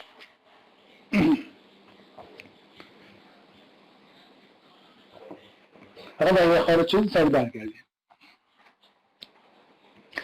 ممنونم. خب ببینید در سال مثلا 85 سال بعد از این مقایسه ما جمعیتمون به حدود 68 میلیون نفر، یعنی 45 میلیون جمعیت شهری، 23 میلیون نفر روستایی میرسه. خب درآمد نفتی مثلا تو سال 81 با توجه به افزایش نسبی قیمت نفت در این دوره، چون ما داریم یه دوره رو محسوب می‌کنیم که حالا قیمت نفت هم افزایش پیدا کرده دیگه، حدود 19.3 میلیارد دلار و درآمد سرانه نفتی تو همین سال تقریبا 290 دلار بوده. خب در خصوص این مقایسه که کردیم دو تا نکته در واقع لازم و ضروری است بهش توجه بکنیم. اولین مورد این که درآمد نفتی ایران پس از انقلاب به جهات متعددی به شدت کاهش پیدا کرده، به این صورت که میزان تولید نفت تقریبا نصف شده، از میزان صادرات نفتی بیش از 50% کاسته شده، درآمد نفتی کشور حدود 2 برابر کاهش پیدا کرده و در مجموع به خاطر افزایش 2 برابری جمعیت سرانه درآمد نفتی کشور بیش از 4 برابر کاهش پیدا کرده. خب علاوه بر این با توجه به اینکه در طول حدوداً مثلا 20 سال اخیر، حالا 20 سال اخیر ارزش مثلا برابری دلار آمریکا در مقابل دیگر ارزهای معتبر جهانی تقریبا نصف شده و از اونجایی که کشورهای نفتخیز از جمله ایران در برابر نفت دلار دریافت میکنن، خب این کاهش افزایش هم میبینیم تو ارزش دلار در حقیقت کاهش افزایش درآمد نفتی ما را در رقم زده. حالا از همون مثلا شما سال 76 بگید الان بالاخره کشاورز داشته دیگه، یه زمان بالا بوده یه زمان پایین بوده. خب این پایین بودن در بعضی از مواقع درآمدهای نفتی ما رو به شدت کاهش داده. خب این باعث شده در یه دوره‌هایی ما نتونیم اون رشد لازمه رو داشته باشیم و در واقع میتونیم نتیجه بگیریم که در طول 20 سال نخست انقلاب اسلامی سرانه درآمد نفتی کشور حداقل 8 برابر نسبت به قبل انقلاب کاهش پیدا کرده. البته مثلا تو سالهای دهه 80 مثلا حالا به بعد مثلا با توجه به رشد قیمت جهانی نفت سرآمد درآمد نفتی به حدود 2 برابر میرسه نسبت به سال مثلا 76 که ما مقایسه کردیم این زمان. اما در این حال سرانه درآمد نفتی کشور نسبت به قبل از انقلاب همچنان کاهش قابل ملاحظه‌ای داره، حدود 1/4 حدودا. یعنی ما سال مثلا 80-82 هم که بگیریم که مثلا اوج قیمت در واقع نفت هست و میانگین هست در واقع بخوایم حساب بکنیم نسبت الان تا قبل، میانگینش میشه مثلا حدود سال 82 و درآمد نفتی هم میانگینش حالا اون مبلغش تو سال 82 میرسه. ما میبینیم که بخوایم همین زمان حساب بکنیم حدود 1/4 ما سرانه درآمد نفتی ما تقریبا به نسبت قبل انقلاب کاهش پیدا کرده. یعنی 8 برابر نگیم 4 برابر بوده، یعنی میانگین که بگیریم دیگه 4 برابر کمتر نیست. خب این در حالیه که کشورهای جهان سوم برای تامین هزینه‌های جاری و عمرانی خودشون عمدتاً به صادرات مواد خام وابسته‌اند. قیمت اونها توی این مدت تقریبا ثابت بوده، اما تو همین مدت قیمت کالاهای ساخته شده کشورهای پیشرفته روز به روز بیشتر شده. دوم اینکه هزینه‌های اقتصادی کشور به جهات متعددی در سالهای پس از انقلاب به شدت افزایش پیدا کرده، به این صورت که مصرف داخلی نفت مثلا تا دهه 80 تقریبا 3 برابر شده. حدود 1000 میلیارد دلار در اثر جنگ تحمیلی به کشور خسارات مستقیم و غیر مستقیم وارد شده. ببین بخوایم 1000 میلیارد دلار رو که مثلا سال 76 محاسبه شده بخوایم الان چیز بکنیم مقایسه بکنیم تقریبا معادل درآمد نفتی 80 خورده سال کشور میشه. ببین خب خیلی خسارات بزرگیه. جنگ تحمیلی که به ما تمام دنیا تحمیل کردن، خب تو این جنگ حدود 30 تا شهر 3000 تا روستا نیمه ویران شدن، 10 تا شهر کاملا با خاک یکسان شدن. تورم جهانی افزایش پیدا کرده. جمعیت کشور تو دهه اول انقلاب به شدت رشد کرده. ترکیب جمعیتی اون از اکثریت روستایی با طبقات پایین به اکثریت شهری با طبقات بالا تغییر کرده. علاوه بر اون الگوی مصرف کل جامعه به خصوص از دهه دوم به شدت بالا رفته. سطح طبقات اقتصادی، اجتماعی و رفاهی جامعه که قبل از انقلاب اگه نگیم پایین که قطعا متوسط بوده، بعد از انقلاب به شدت افزایش پیدا کرده. پس از اینجا باید توجه داشته باشیم که ارزیابی عملکرد و کارنامه نظام جمهوری اسلامی و مقایسه وضعیت اقتصادی آن با نظام گذشته بدون لحاظ مواردی که ما گفتیم نمیتونه ما رو به یک جنبندی منطقی و واقع بینانه راهنمایی بکنه. پس باید همین رو در نظر بگیریم. اگه میخوایم منصف باشیم، اگه ما میخوایم متعصبانه نگاه بکنیم، اون بحثش چیز دیگه است. بالاخره هر کس میخواد بر اساس تعصب بره جلو، همیشه یه طرفه به قاضی میره، همیشه هم قاضی میاد بیرون.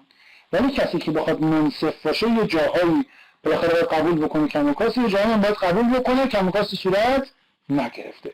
بریم سراغ کارنامه جمهوری اسلامی بر اساس شاخص‌های توسعه یافتگی. میگم بحث علمیه، ما نمیخوایم به بحث احساسی بکنیم بر اساس شنیده ها. متاسفانه خیلی از افرادی که میان نقد میکنن فقط یه دونه پیام توی اینستاگرام اومده، توی واتساپ اومده، تو فلان ماهواره شنیده، همینو میکنه سند و ملاک قرار میده جلو. در حالی که تو اگر میخوای واقعا یه مبحث علمی داشته باشی باید بر اساس آمار موجود که حالا مورد قبول اکثر رغم وجود این موانع و تغییر قابل توجه شرایط در سالهای پس از انقلاب، شاخصها و شواهد بسیاری حکایت از رشد و توسعه کشور در بسیاری از زمینه‌ها و ابعاد میکنه که به عنوان نمونه به بخش از اونها اشاره میکنیم. تازه من دارم مواردی رو میگیرم که مال مثلا دهه 80 اون طرفه. موارد الان رو بگم که دیگه کلا هم بخوام مقایسه بکنیم، کلا الان که دیگه قابل مقایسه نیست. من میخوام زمانی رو بگم که تازه انقلاب به اوج خودش رسیده، تازه شروع کرده، درست شد. من دارم اون زمانی میگم، مال الان نمیگم. الان رو میگم که دیگه کلا بساط همه چیز بسیده میشه. هرچند تو بیانیه ما تقریبا تا زمان در واقع ایراد بیانیه پیشرفت‌هایی بودن که رهبر عزیزم بهش اشاره کردن. اما من میخوام تا دهه 80 رو بگم که دیگه اوج مثلا این باشه که تازه میخواد انقلاب رشد کنه، درست شد. مثلا از جنگ فارغ شده، یواش یواش یه سری رشدها صورت گرفته، تازه اول شد، تازه مال اولاشو دارم مقایسه میکنم، دیگه مال الان باشه که دیگه بماند. خب ببینید، قبل از اون باید به این نکته توجه بکنیم که به دلیل وجود شرایط بحرانی و جنگی در دهه اول انقلاب نمیتونیم این دوره رو در فرآیند توسعه کشور مورد محاسبه قرار بدیم. گفتم که من میام از زمانی که دیگه انقلاب به تبلور رسیده، چون در حقیقت دوره سازندگی و توسعه کشور پس از جنگ شروع میشه. به همین جهت اکثر قریب به اتفاق شرایطی که ما تو این بحث بهش اشاره میکنیم به بعد از سال مثلا 68 اینا مربوط میشه، حالا تا دهه 80 اینا. خب ببینید، اولین موردش رشد علمی آموزشیه، چون رهبران فهمیدن ما باید گذشته رو بشناسیم دیگه. اگر بدون شناخت گذشته ما بخوایم جلو بریم، قاعدتا خیلی چیزها متوجه نمیشیم. ببینید، موفقیت هر ساله دانش آموزان ایرانی در دستیابی به مقامات جهانی تو المپیادهای علمی تو رشته‌های مختلف مثل فیزیک، شیمی، ریاضی، کامپیوتر و مسائل از این دست تو رقابت با کشورهای پیشرفته علمی یکی از شواهد رشد و توسعه علمی کشور در سالهای پس از انقلابه. خب این موفقیت‌ها در رشته‌های مختلف، المپیادهای دانش آموزی از اولین سال حضور جوانان مستعد ایرانی هر ساله با پیشرفت‌های بسیاری همراه بوده. مثلا تا دهه 80 ما 3 بار مقام اول جهانی المپیاد شیمی رو داشتیم، مثلا تو سال 74 75 77. 2 بار مقام دوم جهانی المپیاد فیزیک، مثلا سال 78 داشتیم، المپیاد شیمی سال 80 داشتیم که اینا تمام اسنادش موجوده. 2 بار مقام سوم جهانی المپیاد فیزیک رو در سالهای 74 و 77 داشتیم.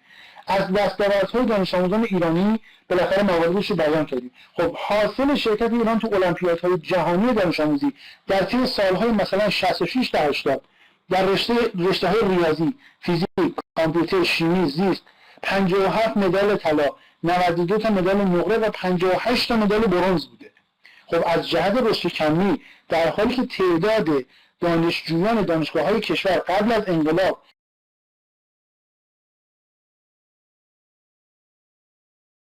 از مرز 150,000 نفر تجاوز نمی‌کرد، حدود 2,400,000 نفر رسیده بود. 150,000 نفر کجا؟ 2,400,000 نفر کجا؟ تازه این همه جنگ و مشکلات، تازه ما اونا رو محاسبه نکردیم، یعنی اونو گذاشتیم کنار، از دوره سازندگی به اینا داریم حساب میکنیم.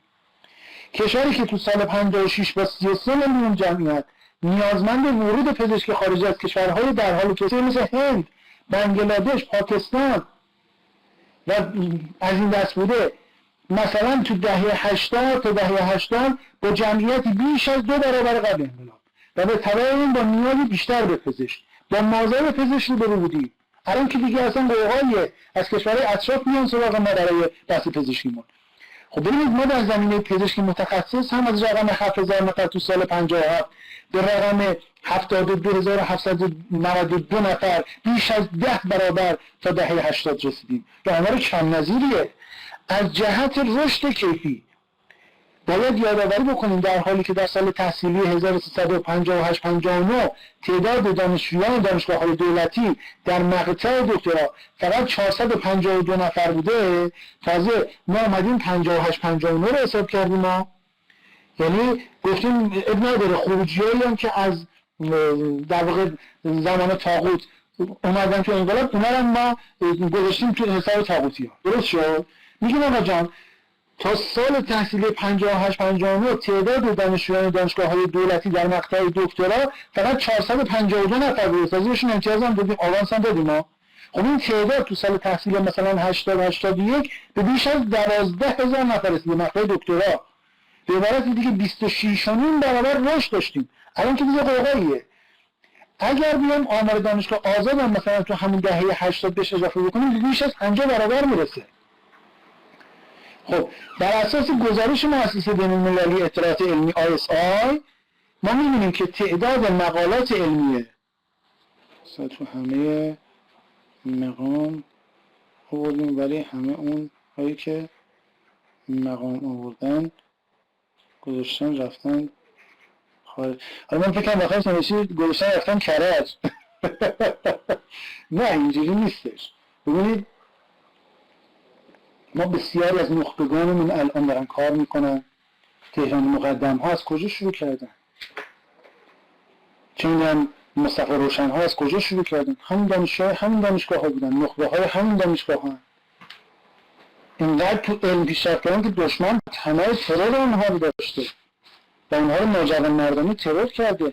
اینجوری نیستش. ببینید بحث باید علمی باشه. ببینید الان دارم بهتون آمار ارقام میدم. آمار ارقامی که شما یه جستجوی ساده تو اینترنت بزنید به همشون میرسید. خب شما هم سند علمی ارائه کنید، حتی علمی بزنید با هم. وگرنه اینکه من حالا یه چیزی شنیدم بیام بیان بکنم که ملک نشد که. آخه یه بند خدایی حالا تو یه مثالی هم بزنم، حالا شما مطلب فرمودید که حالا یه مقداری جوان عوض بشه، یه مقدار خندن رو لب‌های عزیزا بیاد. ببینید یه بند خدایی بلند شد رفت توی شهری، دید نفر اول اومد پیشش کوره، نفر دوم، نفر صدام، نفر هزارم، آقا دیگه نفر 1001 همه کورن. رفت واسه خودش سفرنامه نوشت به شهر کوران خوش آمدید. خب همه کتاب این بنده خدا رو خوندن و گفتن عجب چیزیه، چه شهریه، اگه همه کورن چطوری داره امورش میچرخه. خب سیل گردشگرا ریختن تو اون شهر رو که برن ببینن تو اون شهر چه خبره. خب اومدن دیدن نه بابا هزاران نفر آدم هستن که اونا بیمارن. خب این بنده خدا دیدگاه محدود خودش رو گسترش داده بود به همه. حالا از شانس این 1000 نفر اول همه کور بودن، این اون کوره هم خوردن بود. حالا میلیون ها آدم تو اون شهر داشتن زندگی میکردن که همشون بیمار بودن. پس ببینید ما نمیتونیم به خاطر چند تا موردی که دور بر خودمون میبینیم اینو بس گسترش بدیم به همه. اینجوری نیستش.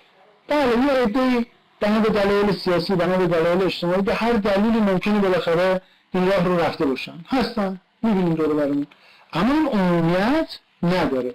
اگر میخوایم توی مباحث دانشگاهی ببینید چه تو این دانشگاه چه انشالله تو مقاطع بالاتر، اگر دانشجو میخواد حرفش حرفی باشه که تو این مجامع پذیرفته شده باشه، باید حرف علمی بزنه. بر اساس شنیده ها، بر اساس تعمیم های نابجا، بر اساس اینها نمیشه حرف زد. ببینید الان ما ارقام و آمار آوردیم، داریم سالها رو با هم مقایسه میکنیم، انتظارم داریم دانشجو به همین طریق عمل بکنه که انشاءالله یک مبحث علمی و زیبا ازش بیرون بیاد. و ما این مباحثه ها رو دوست داریم، مباحثه های علمی، چون ببینید حالا فارغ از این که حالا خلاف نظرمونه یا موافق نظرمونه، جدای از این در علم ما می‌افزاید. این بسیار ارزشمند و ممکنه یه جنبه رو ما بهش توجه نکرده باشیم. خب اون جنبه رو به ما هدیه میکنه اون شخصی که داره این رو بیان میکنه. مثلا شما هم نباید فقط نقاط ضعف شاه رو بگید، باید نکات مثبت هم بگید. مثل اولین دانشگاه ایران که رضا شاه ساختیا، تعداد بیمارستان هایی که قبل از انقلاب ساخته شده باید از بعد از انقلاب بیمارستانی ساخته نشده. خب این حرف شما سند نداره که. حالا بذار من کامل بخونم. 10 تا بیمارستان بزرگ ایران قبل انقلاب ساخته شده بود و راه آهن شمال به جنوب. اولا اولین دانشگاه جناب احمدی امیرکبیر در ایران، در واقع در زمان حالا ما خوندیم دیگه، در زمان صفوی‌ها ایجاد کرد دارالفنون که بسیار هم سر و صدا کرد و ما همچنان داریم از شخص امیرکبیر تمجید و تعریف میکنیم و برای روح بلندش فاتحه میفرستیم. این کسانی که خدماتی به ایران عزیز ما ارائه دادن، در واقع ما میبینیم که دارن مورد تکریم قرار میگیرن. پس در این زمان ساخته نشده. این یک. یعنی ما دانشگاه‌های بزرگی داشتیم که متأسفانه شاهان قاجار بعد از در واقع کشتن امیرکبیر اومدن و دارالفنون رو محدود کردن و اجازه ندادن مدرسه‌های جدید ساخته بشه. که ما مبسوط راجبش قبلا صحبت کردیم. ببینید تو مبحث راه آهن ما قبلا صحبت کردیم، شما درس خوب گوش نمی‌کنید دیگه. اگه خوب گوش کرده بودی گفتیم ایران تحت نفوذ انگلستان، آمریکا و جای دیگه بود. خب شاه برای اینکه بیاد خودشیرینی برای اونا بکنه این کارا رو انجام میداد. مثلا خرید سلاح، خب آمریکا اومده بود بدون اینکه بخواد هزینه بکنه یه ریال هزینه بکنه از جیب ما مردم ایران واسه خود سلاح می‌خرید. بعد ایران هم ژاندارم خودش کرده بود تو منطقه، خب قاعدتاً اسلحه در اختیار ایران بود، امانی هم بود، هر موقع می‌خواست میاد ازش پس می‌گرفت. حالا با پول مردم ایران درست شده. ببینید جنایت هایی که در دوره در واقع ما قاجارها می‌بینیم، جنایت هایی که در دوره پهلوی ها خصوصا در مقام ایرانی ها شده اصلا جای دفاع نداره. ببینید رضاخان در واقع بی‌حجابی اجباری رو در جامعه اجرا کرد. یعنی چی؟ یعنی اومده بود چادر از سر زنای مردم میکشید، به شدت با نمادهای مذهبی مخالفت میکرد، در حالی که مردم ایران مردم مذهبی هستن. خب این مخالفت با مذهب یعنی چی؟ ما در دوره رضاشاه مبسوط جنایت‌هاش رو بیان کردیم. خب اینا کدوم یکیش جای توجیه میذاره؟ اگر خدماتی هم ارائه شده در راستای منافع حکومت‌های استعماری بوده که ما همش رو بهتون اثبات کردیم. ایشون جز قزاق‌ها بوده، بلند شده اومده به مقام رسیده، به جایگاه رسیده، کشیدنش بالا.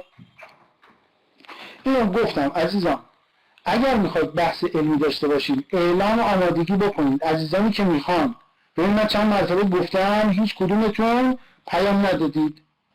گفتم پیام بدید به من، تعداد که به حد نصاب رسید من یک جلسه میذارم، اون افراد رو یه گروه جدید درست میکنم، ادشون میکنم اینجا، یه تماس صوتی یا تصویرآور هر جو دوست داشتن میگیریم، با هم مباحثه میکنیم. ولی مسائلتون لطفاً علمی باشه، یعنی با سند و مدرک بیاد جلو. درست شد؟ خارج از وقت کلاس. ببینیم وقت کلاس محدوده، ما قرار باشه یه شاخه رو باز بکنیم باید تمام جوانبش رو بگیم، ولی با دستور جلسه مشخص، با یک موضوع مشخص یا چند تا موضوع مشخص به حد بهشون رسیدیم، میریم جلو تو اون جلسات که مکمل این جلساته و خروجی هاش رو هم در کلاس اعلام میکنیم. پس عزیزانی که میخوان مباحثه در این زمینه داشته باشیم لطفاً توی شخصی واتساپ به من اعلام بکنن، تعداد که به حد نصاب رسید یک جلسه میگذاریم، من اعلام میکنم آقا مثلا این تعداد اعلام آمادگی کردن. درست شد؟ تعداد که به حد نصاب رسید ما یک جلسه میذاریم و مباحثه میکنیم. اتفاقا خیلی هم قشنگ و خوبه، نظرات اونجا بیان میشه و قطعاً در رشد علمی ما و خصوصا فهم بهتر این درس تاثیر داره. خدمتتون یعنی وقتی کلاسمون گرفته نشه، ولی انشالله من در خدمت تک تک عزیزان هستم.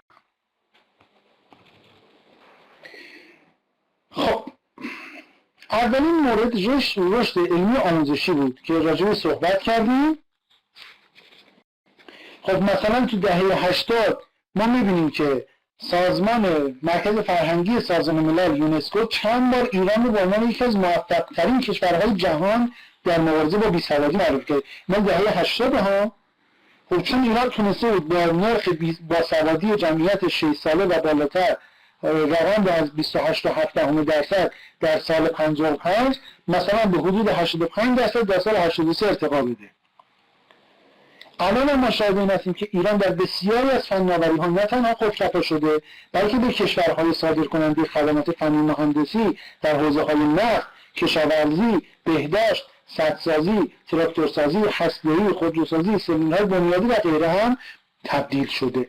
و ما می‌بینیم الان مثلا ببینید پهپاد آمریکایی رو تونستن مهندسی معکوس بکنن و اینو ببینیم که بخواد اون سیستم انفجار داخلیش کار بکنه یا منهدم بشه بشونن و در واقع ازش استفاده بکنن. پس ببینید ما در عرصه علوم نوین دانشمندان ایرانی میتونستن تا مرزهای جدید دانش بشری پیش برن و در مواردی هم از این مرزها عبور کنند. موفقیت بی‌نظیر دانشمندان ایرانی در تهیه، انجماد و نگهداری سلول‌های بنیادی جنینی که پیش از اون در انحصار 9 تا کشور دنیا بود، درمان ناباروری و نارسایی قلب و تلاش برای ترمیم لوز المعده برای تولید انسولین به منظور درمان بیماری قند یا دیابت برای اولین بار در جهان از اقدامات کم نظیر دانشمندان جوان ایرانی در عرصه مهندسی ژنتیک تا دهه 80 که الان خیلی بیشتر از این ما رشد کردیم. من در همون دهه 80 جو میگم که ابتدای رشد کشوره. در عرصه علوم هسته‌ای با وجود موانع و ممانعت کشورهای غربی و تحریم تجهیزات دو منظوره دارای کاربرد مشترک در فعالیت و تحقیقات هسته‌ای صلح‌آمیز و غیر صلح‌آمیز، امروزه ایران به فناوری پیچیده غنی‌سازی اورانیوم دست پیدا کرده و به جمع 10 کشور دارای این فناوری نوین در جهان پیوسته.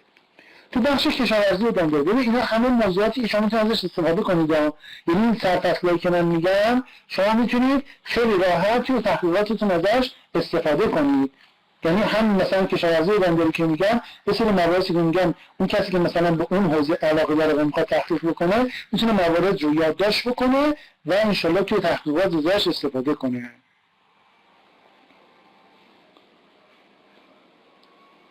نه، ما انتظار نداشتیم که تکنولوژی مثل الان باشه.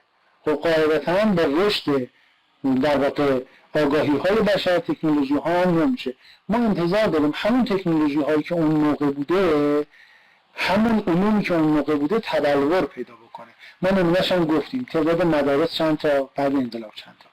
ما گفتیم مثلا تعداد پژوهشگاه‌ها چند تا بعد از انقلاب، تعداد دانشجویان دکترا چند تا بعد انقلاب چند تا. دیگه اینا که چیزای بدیهیه. تکنولوژی که ما میگیم، خب کسانی که ادعا میکنن مثلا ما اون زمان فلان تکنولوژی داشتیم، دمان تکنولوژی داشتیم، خب کدوم یکیش در خدمت منافع داخلی ملت بوده؟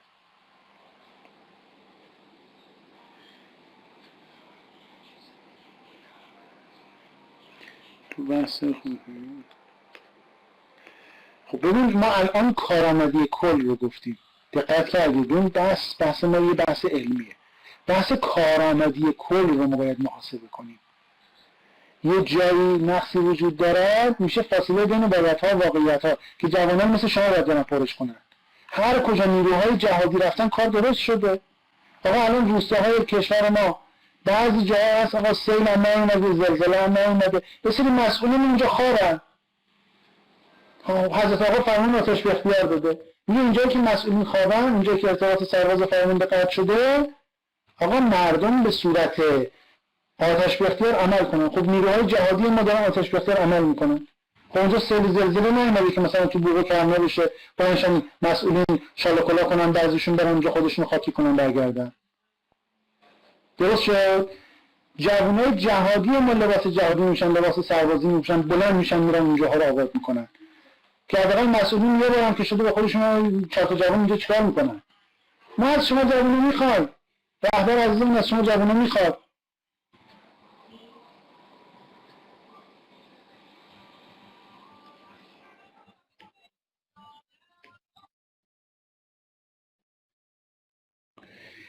نه ببینید خب این حرف احساسیه، حرفایی که باید سندش موجود باشه.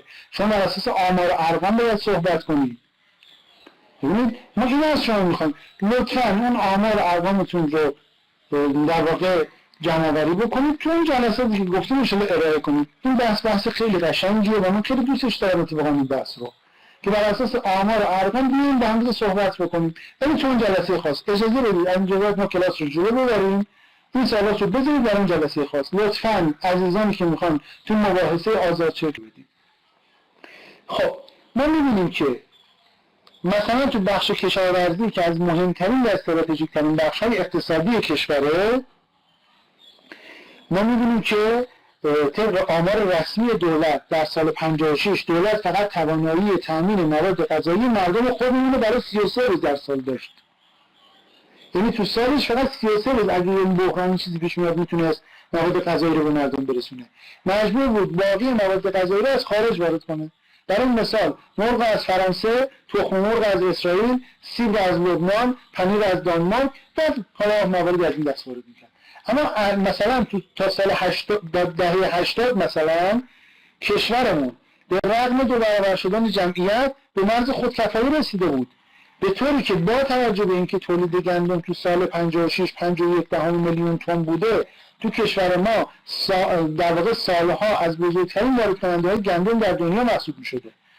ولی مثلا تو سال 83 با تولید بیش از 14 میلیون تن بعد از 40 و اندی سال تونست به خودکفایی در عرصه این محصول استراتژیک دست پیدا بکنه.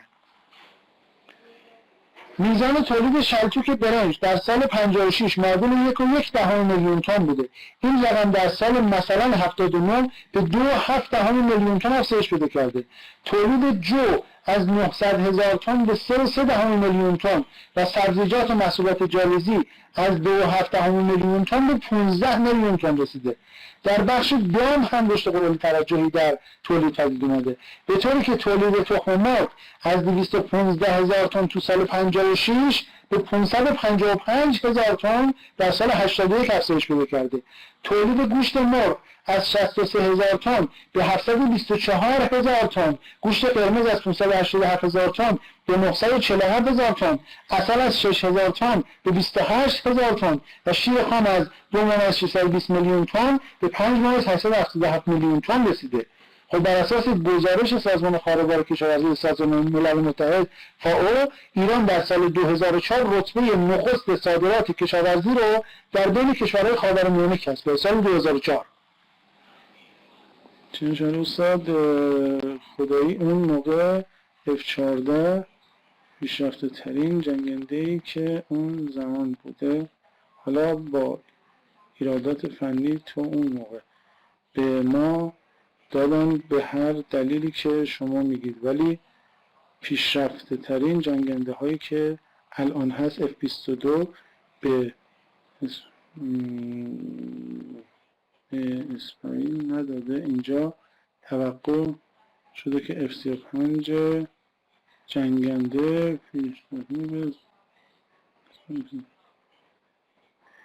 ببینید ما الان موشک های نقطه زن داریم، ما الان قدرت دفاعیمون در اوج اقتداره، هیچ کسی قدرت نداره نگاه چپ نمو بکنه، هر کی ترقه بازی بکنه ما موشک بارونش میکنیم. سرباز آمریکایی که کسی تا حالا جرئت نکرده یه دونه تو بهش بگه، ما روی آبهای سرزمینی خودمون در خلیج همیشه فارس زمینگیرشون کردیم، اشکشون رو در بردیم. جرئت نمیکنه از نظر دفاعی با ما روبرو بشه. خب اینا حاصل زحمات دانشمندان ماست. شما قرار باشه اینجوری غیر علمی بیای مثلا روی یه دونه وسیله رو بخوای نظر بدی، خب اون همه زحمات، اون همه شهید، اون همه بزرگان ما، اون همه دانشمندان ما که زحمت کشیدن، تهران مقدم هایی که جان خودشون رو فدا کردن برای آسایش امنیت من و شما، زحماتشون زیر سوال میره.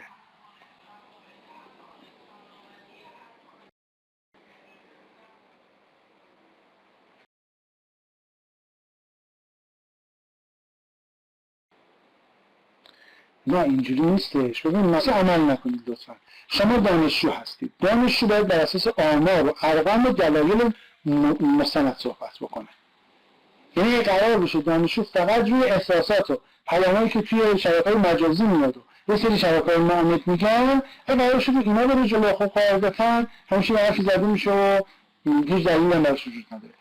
بذارید توی اون جلسه، بازم دارم تاکید میکنم، مستنداتتون رو بیارید اونجا. اصلا نامرش میگیم مستندات چه ایرادی داره، با همدیگه به مباحثه میپردازیم، اتفاقا خیلی هم قشنگه. ولی الان زمانش نیست که ما مسائل باز بکنیم. ما اگر زمان جنگ F-14 و F-5 هایی که آمریکا خریده بود اگر نمی بودن، صدام ریته بود ایران. استاد انتقام شاید سردار سلیمانی رو چجوری گرفتیم؟ ببینید عرضم حضور شما که اون چیزی که ایران رو در جنگ در واقع پیروز کرد غیرت ایرانیان بود، نه سلاحایی که در اختیارشون بود. سلاحایی که در اختیار بود به اون میزان کمکی به ما نکرد. اون غیرت و مردانگی ایران و ایرانیه که همه چیز رو جلو برد. خیلی جاها ما دستمون خالی بود، خیلی جاها ما امکانات نداشتیم، اما غیرت جوانای ما یه کاری کرد، همه اون میدانها رو پیروز شدیم. یک کسی مثل شهید فهمیده بزرگوار خب مگه از امکانات خاص استفاده کرد؟ اندک نارنجک رو که داشت به خودش بست و خودش رو فدا کرد برای اینکه یک محور مواصلاتی مهم نجات پیدا بکنه.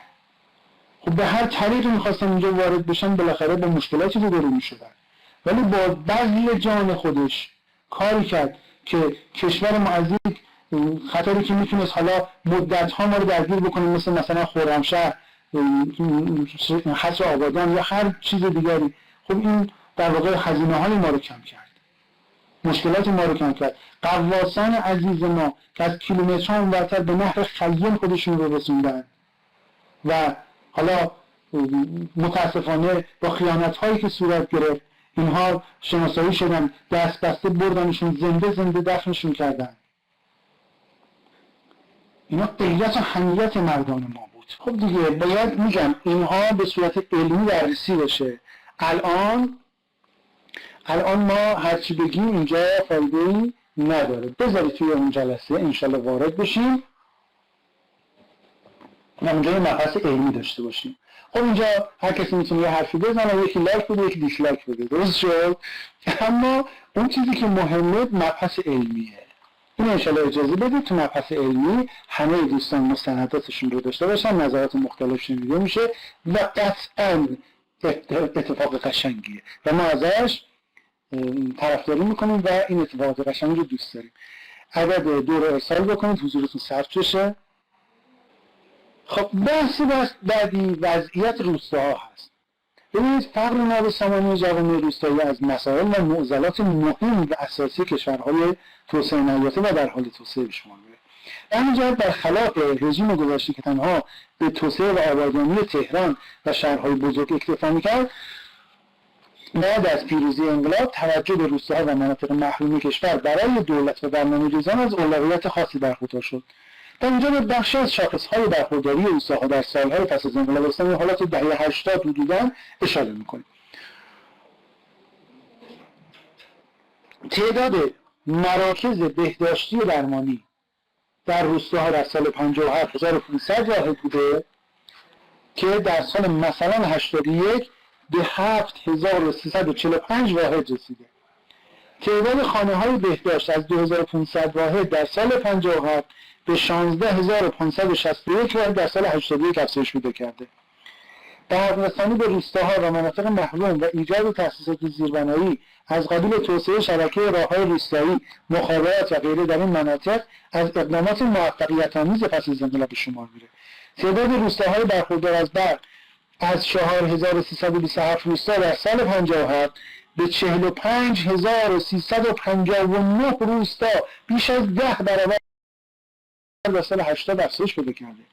همچنین در طی دوره 1317 تا 1357 تنها 8000 کیلومتر راه روستایی کشیده شده بود، اما این رقم بعد از انقلاب به 86000 کیلومتر رسیده. مثلا تو دهه 80 بیش از 10 برابر در مدت تقریبا 10 ساله. یعنی شما 1317 تا 1357 کلاً 8000 کیلومتر، اما 10 سال پس از انقلاب یه مدت 10 ساله بیش از 10 برابر شده، 86000 کیلومتر شده. تعداد روستاهای بهره مند از شبکه مخابرات از 312 تا روستا تو سال 57 به 10429 روستا در سال 74 رسیده. بیش از 30 برابر افزایش پیدا کرده. تعداد واحدهای پستی روستایی هم از 180 واحد در سال 57 به 4912 واحد مثلا تو سال 74 بیش از 25 برابر رسیده. تازه من با الان مقایسه نمی کنم، با زمانی مقایسه می کنم که ابتدای راه ما بعد از جنگه، یعنی تازه داریم رشد میکنیم. تو بخش صنایع، در بخش صنعت کشوری که قبل از انقلاب تقریباً میشه بگیم تمام کالاهای صنعتی خودش از خارج وارد میکرد و معدود کالاهای ساخت داخلش هم عموماً از کیفیت و محدودیت پایینی برخوردار بود، الان در بسیاری از زمینه‌ها به تولید کننده تبدیل شده و تولیداتش در بسیاری از موارد از جهت کیفیت و استاندارد قابل رقابت با مشابه خارجیه و در برخی از صنایع مثل صنایع ساختمانی سال‌هاست به مرز خودکفایی رسیده. الان بسیاری از کشورهای همسایه دارن از محصولات ما استفاده میکنن. جمهوری اسلامی وارث صنعتیه که میزان وابستگی اون به خارج بسیار زیاد بوده. به همین سبب صنایع کشور پس از انقلاب به دلیل محاصره اقتصادی و تامین نشدن مواد اولیه و واسطه‌ای دوباره دچار رکود شدید شدن. از طرف دیگه صاحبان و مالکان این صنایع که اونها رو با استفاده از اعتبارات بانکی تأسیس کرده بودن از کشور فرار کردن. خب دولت تونست پس از انقلاب در زمینه کاهش وابستگی شدید به مواد اولیه و وارداتی، کالاهای سرمایه خارجی، تخصصهای فنی و اطلاعات و دانش فنی خارجی که تهدیدی برای صنعت به شمار میره، اقدامات در خود توجهی انجام بده. به همین علت پس از انقلاب اسلامی ظرفیت‌های وسیعی در کشور پدید اومد که تولید مواد اولیه، ایجاد صنایع تبدیلی، صنایع تکمیلی و پر کردن حلقه‌های مفقوده صنعت جدی گرفته و گام‌های بلندی در این راه برداشته شد. تقویت و گسترش صنایع پتروشیمی رو میتونیم در همین ارتباط ارزیابی بکنیم. میزان تولیدات پتروشیمی کشور که در سال 57 حد اکثر، یعنی دیگه خیلی بخوایم زیاد بگیریم، 4.7 میلیون تن بوده، در سال مثلا 81 میرسه به 12.5 میلیون تن افزایش. ببینید بحث ما تو بحث کیفیت بحث این هست که گفتیم ما الان بحثمون کارآمدی کله، یعنی میخوایم یک کارآمدی کل رو در نظر بگیریم. اگر یک جایی مثلا یه درصدی بالا بوده یا یک درصدی پایین بوده، باید این مجموع بالا پایین با هم بررسی بشه، بعد بیان به کارآمدی کل برسیم. اون کارآمدی کل پایین بوده، درست شد؟ و مشکل دیگری که ما داشتیم، اگه دقت کردیم تو صحبت‌های بنده، این بود که ما تا قبل از انقلاب کاملا وابسته به خارج از ایران بودیم. یعنی در داخل متخصصی نداشتیم که بیاد این کار واسه ما انجام بده. صنایع ما اگر مستشاران خارجی نمی اومدن فشل بود، فلج بودیم ما. به همین خاطر که ما نیاز داشتیم به مستشاران خارجی، نیاز داشتیم به مهندسان خارجی، نیاز داشتیم به افراد خارجی. اونا میگفتن آقا اگه ما قراره بیایم ایران به ما حق توحش بدید، ما عملا بین عضو میخوام یه عده وحشی تو فیش ما مبلغ حق توحش ما رو واریز کنید، قانون کاپیتولاسیون میخوایم، ولی بین ایرانیای عضو میخوام که وجود ندارن جرئت نداشته باشن به ما یه دونه تو بگن. اگه ما خطایی هم کردیم برن کشور خودمون محاکمه بکنن. دادگاه های ایران صلاحیت نداره ما رو محاکمه بکنه. ما مشکل هم اینجاست، کارآمدی کل پایین و همون کارآمدی اندکی هم که در بعضی از موارد هست وابسته به خارج از کشوره. مشکل قسمت فرهنگی هم میرسیم جلوتر انشالله، اونم تو جای خودش عرض میکنم. ببینید عرض کردم کارآمدی کل، ببینید شما مطلب رو کامل نمیگیرید، دوباره میرید جو بحث جزئی. کارآمدی کل باید محاسبه بشه. اینو چند مرتبه من تکرار کردم. کارآمدی کل باید محاسبه بشه. کارآمدی کل یعنی یه جایی ما اوج داشتیم، یه جایی فراز داشتیم، یه جایی فرود داشتیم. این فراز و فرودها باید مجموعشون حساب بشه، تقسیم به تعداد بشه، میانگین گرفته بشه. میانگینش مهمه، نه اون چیزی که در فراز و فرود وجود دارد. بله، پس ما میانگین کل رو باید محاسبه بکنیم که میانگین کل این متاسفانه پایین بوده و همون اندکی هم که حالا بخوایم کارآمدی رو جزئی حساب بکنیم، همون اندکی هم که وجود داشته است، همون اندک هم وابسته به خارج بوده. یعنی ما عملا خودمون نمیتونستیم کاری بکنیم. صنعت مونتاژ بیشتر داشتیم تا ساختم بوده، نمیگم نبوده، اما خیلی اندک بوده به نسبت بحث مونتاژ. نه ما اصول فرهنگی نداریم. حالا جلوتر به بحث فرهنگ میرسیم. ببین ما الان اینجا مبحثمون فقط مباحث غیر ایدئولوژیک و مادی و ایناست. ما الان فعلا به مباحث فرهنگی و مذهبی و دینی و اینا نمیخوایم بپردازیم که اگر قرار باشه اونها رو بگیم هم زمان کلاسمون گرفته میشه، هم تو سرفصل درسی شما نیست، و هم این که ما اگر اونو بخوایم محاسبه بکنیم دیگه کلا تمام این دستاوردها در واقع به اوج خودش میرسه. ما الان نمیخوایم راجع به بحث فرهنگی صحبت بکنیم که در بحث فرهنگی فقط همینش رو من بگم که عزتی که جمهوری اسلامی در واقع تبلور داده برای ایران و ایرانی، هیچ حکومت شاهنشاهی این کار انجام نداده. هیچ حکومت شاهنشاهی این کار انجام نداده. ما جرئت نداشتیم به سگ آمریکایی توهین بکنیم، ولی الان ایرانی غیور داره سربازان آمریکایی رو زمینگیر میکنه. هر کسی کوچکترین حرفی بزنه رشد اقتدار، رشد فرهنگ، رشد دانش. ما اصول فرهنگی نداریم. یه جایی برخی از مسئولین از اصول اساسی انقلاب روی گردانی داشتن، بی‌توجهی داشتن. خب حالا یه عده آدم هم بودن حالا بی بصیرت خیلی اندک، یه سری از مردم بی بصیرت اینو گذاشتن پای کل نظام. درست شد؟ حالا یه جایی ضد فرهنگی انجام دادن، یه کاری انجام دادن، میگم میشه مثل اون شهر کورا که طرف دید 1000 نفر اول کورم رفت سفرنامه نوشت دیگه. خیلی ابونه، خیلی اصلا تو اوج فرهنگ دارن زندگی میکنن. میگید 100% درست بیشتر شد. نه ببین بحث افول فرهنگی ما نداریم. حالا جلوتر بهش میرسیم دیگه، اجازه بدید تو جای خودش اگه رسیدیم این جلسه، اگه نه جلسه بعد راجبش حتما صحبت میکنیم. پس ببینید حالا پس ما مثلا تو بحث صنایع نظامی امروز رو نگاه از نظر فرهنگی جوانان امروز هیچ مشکلی ندارن. ما همه جوانامون پاکن، همه جوانامون درستن. شاید نوع پوشششون، نوع چه میدونم مثلا بعضی برخوردهاشون شاید ایراداتی داشته باشه. ببین رهبر عزیزمون فهمیدن حالا یه جوانی هم هست بی‌حجابه، وضعیتش یه جوری دیگه رو میچرخه. اون یه نقص داره، منم یه نقص دارم. اون نقصش ظاهر، من نقصم باطنه. این صلاح، این حقه. این کلام رهبر عزیزمونه. ما همه جوانامون پاکن، همه جوانامون خوبن، حتی اونایی که ظاهرشون، تیپشون، نگاهشون به ما نمیخوره. این نقصی هست، باید این نقص برطرف بشه. نقص اون ظاهر، نقص ما باطنه. به خاطر نقصی که وجود داره که نمیان کسی رو ضد فرهنگ بدونن، نمیان کسی رو خلاف عفت بدونن. باید نقصش رو برطرف کرد، باید آگاهی بهش داد. خیلی از جوانای ما اگر آگاهی درست بهشون داده بشه بعضی کارا رو دیگه نمیکنن. یه بنده خدا بود نماز نمیخوند. وقتی من بهش گفتم که میدونی یه روایت فاصله بین ایمان و کفر ترک عمدی نمازه، اگه تو نمازت انجام ترک کنی اون لحظه اگر اسرائیل بیاد جلوت بخواد ببرتت کافری. گفت نمیدونستم، فکر میکنم خب نماز دیگه حالا یه عبادتیه، یه عملیه انجام دادیم، نمیدونستم اگه نخونم جزو کفار محسوب میشم. خب این آگاهی بهش داده شد، الان داره نمازش میخونه. پس از نظر فرهنگی جوانای ما افول پیدا نکردن. یه سری خطاها، یه سری ایرادات تو کار هست، تو هممون هست.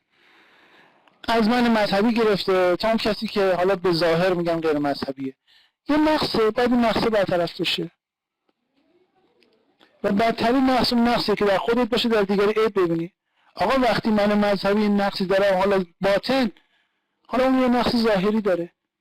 همونجوری که میتونم برای خودم که نقصمو برطرف کنم که محبوب خدا بشم، باید کمک کنم به اونم که نقصشو برطرف کنه، بهش آگاهی بدم. گفتم حرف علمی میزنید، جوک چرا می‌نویسید آقا؟ جوابی. خب تو بحث صنایع نظامی ببینید ایران قبل از انقلاب تقریباً تمام تسلیحات نظامی خودش از خارج وارد می‌کرده. خب امروز در زمره یکی از کشورهای تولید کننده تسلیحات پیشرفته نظامی در جهان قرار گرفتیم و در کنار کشورهایی مثلا هند، برزیل، یوگسلاوی که مثلا در دهه 80 مطرح بودن، ما اون زمان مطرح بودیم. تولیدات خودمون رو بیش از 30 کشور جهان در واقع اینها صادر می‌کردن. خب تولیدات محصولات الکترونیکی و راداری، ادوات و تجهیزات و خاص از این جمله است.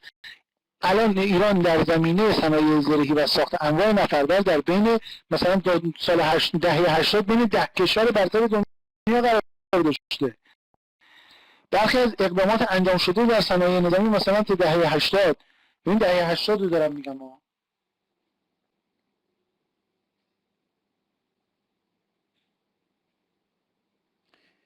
فعال بودنتون باعث میشه که ما تشخیص بدیم توی کلاس هستید و نمره فعالیت کلاسی بهتون بدیم. اون کسانی که فعالیت توی کلاس ندارن خب قاعدتاً به قولی چی میگن، چون منفعل هستن ممکنه اون نمره فعالیت کلاسی رو نگیرن. ما دیگه به هر از گاهی بعضی اینقدر غیر فعالن که مجبور میشیم میگیم یه عددیه که ارسال بکنید در حداقل تو گزارش نهایی کسانی میگیم ما اصلا بنده خدا وجود داشته نداشته. حداقل شنیده صدای ما رو یا نه. خب اسمتون که اینجا تو لیست هست، درست شد، این سر جاش. اما بعضی از دوستان انقدر غیر فعالن که ما اصلا نمیتونیم تشخیص بدیم هستن یا نیستن. پس فعال بودن باعث میشه که نمره فعالیت کلاسی دریافت کنیم. خواهش میکنم. ما یه در واقع گروه اونجوری تشکیل میدیم با یه دستور جلسه مشخص، حالا یک موضوع، دو موضوع، سه موضوع، ببینیم چقدر مثلا زمان اون اجازه میده. از قبل مشخص میکنیم، به اعضا اعلام میکنیم، اینا میرن مستنداتشون رو آماده میکنن که ما اگر گفتیم مثلا سندت مال کدوم کتابه، از کتابای اینوری و کتابای اونوری، از مستندات اینوری و از مستندات اونوری برای ما ارائه کنه. این اتفاقا خیلی بحث قشنگیه، من خیلی دوستش دارم. چرا؟ چون باعث تبلور اندیشه میشه، چون باعث میشه ما اگر یه ایرادی هم توی اندیشمون هست برطرف بشه، چه بنده باشم، چه شما باشید، چه موافق باشه، چه مخالف باشه، فرق نمیکنه. این تبلور اندیشه رو من خیلی دوست دارم چون به پژوهشگر شدن افراد کمک میکنه. ولی اجازه بدید وقتی کلاس برای خودش باشه و مباحثه آزاد یک فعالیت اصلی اما در جانب کلاس باشه. ممنونم از همتون.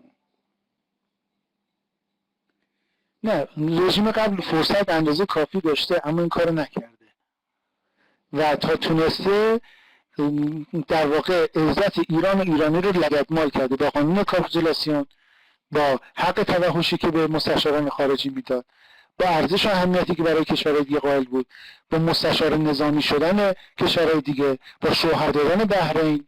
خب این بحرین جزو ایران بود، اخیراً هم جدا شده، قبل از انقلاب جدا شده. گفت همونجوری که دختر شوهر میدیم، این بحرین هم یه دختری بود بزرگش کردیم شوهرش دادیم رفت. خیلی کارا صورت گرفته، خیلی کارا میتونستن بکنن نکردن. ساواک، حالا بذارید میگم مباحثشو بذارید تو جلسه مباحثه آزاد ان شاء الله. اجازه بدید فرصتمون کمه، درس ببریم جلو. نه الان چیزی شوهر ندادیم خیلی راحت باشه. همچنان ترشیدن تو کشور خودمون نباشه. اعلام بکنید کسانی که میخوان به من پیام بدن تو شخصی واتساپ، من تعدادی که به حد نصاب رسید اعلام میکنم، یعنی دیگه افراد رو اد میکنم دیگه توی گروه. وقتی شدن 7 نفر ادشون میکنم توی گروه، یه گروه جدید میسازم، گروه مباحثه آزاد، ادشون میکنم اونجا، اضافهشون میکنم، بعد دستور جلسه رو اعلام میکنم و زمان رو.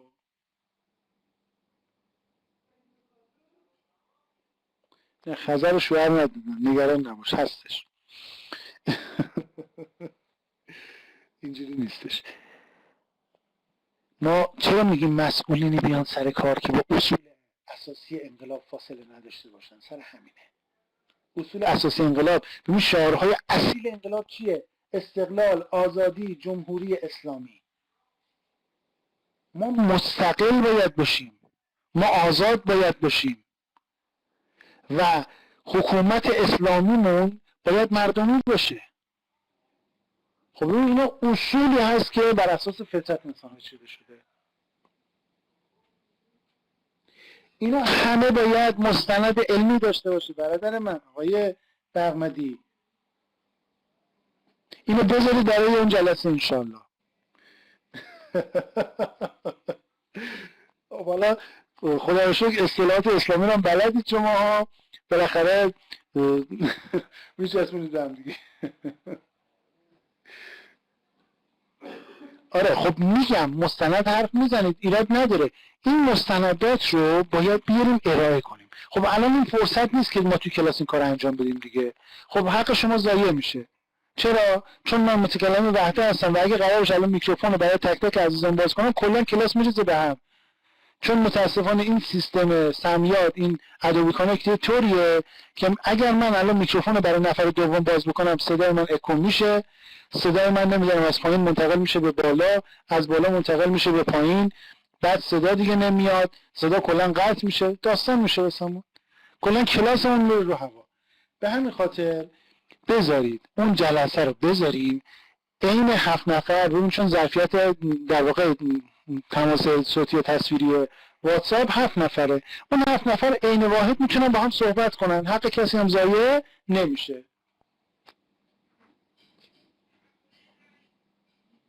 میدونم باید هدفون بذاریم، اما همه دوستان که الان هدفون در دسترس ندارن که، همه دوستان که دسترسی ندارن که، بعداً به مشکل میخورن، درد سر میشه واسهشون. و دانشگاه هم بزنید آموزشکده فنی پسران کرچای بهشتی. آره اینو بزنید، اسم اونجا پیدا میشه. به جای اللهی 3 نقطه گذاشته، روح 3 نقطه گودرزی، اونجوری. خب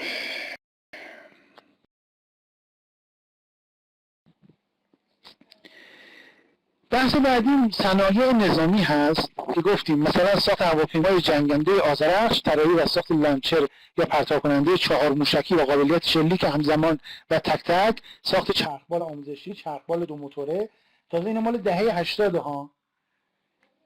ساخت طراحی تانک پیشرفته ذوالفقار، راه اندازی خط تولید انبوهش، ساخت تانک مدرن تی 72، طراحی و ساخت خودرو تانکبر ببر 400، ساخت انواع شناورها و یدک‌کش‌ها، ساخت زیردریایی و اسکله شناور، ساخت موشک فاتح 110، از موفق‌ترین موشک‌های زمین به زمین در جهان و موشک‌های دوربرد شهاب با سرعتی 3 برابر موشک اسرائیلی، راه‌اندازی خطوط تعمیرات اساسی و بازسازی هواپیمای نظامی و خودکفایی در زمینه ساخت و یا تعمیر بسیاری از تجهیزات قطعات نظامی که در جنگ الکترونیکی کاربرد داره. ببینید ما اصلا بگیم هیچ کدوم از اینا دستاورد حساب نمیشه. اصلا فرض کنیم آقا هیچ کدوم از اینا، آقا مثلا فکر کنیم اینا زمانش اینا رو میساختیم که میساختیم دیگه، از بیرون وارد میکردیم، فرض کنیم بگید میساختیم، درست شد.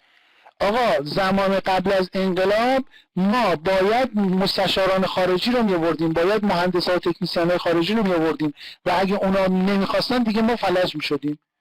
اما بعد از انقلاب در همه اینها به خودکفایی رسیدیم. تازه مال دهه 80 تا دهه 80 الان که دیگه واسه خودمون عرب‌گذاری هستیم تو این زمینه. تو بحث صنایع نظامی که عرض کردم، تو بحث مبارزه با مواد مخدر هست که موفقیت بسیار چشمگیری نظام جمهوری اسلامی در مبارزه با مواد مخدر و سوداگران مرگ داشته.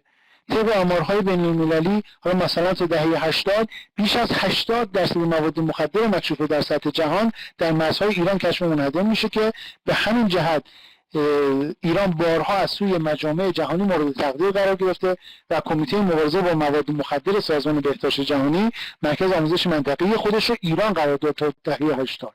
البته باید بالا بودن و بالا رفتن آمار معتادان کشور رو هم یکی از نقاط ضعف عملکرد نظام محسوب کنیم. در حوزه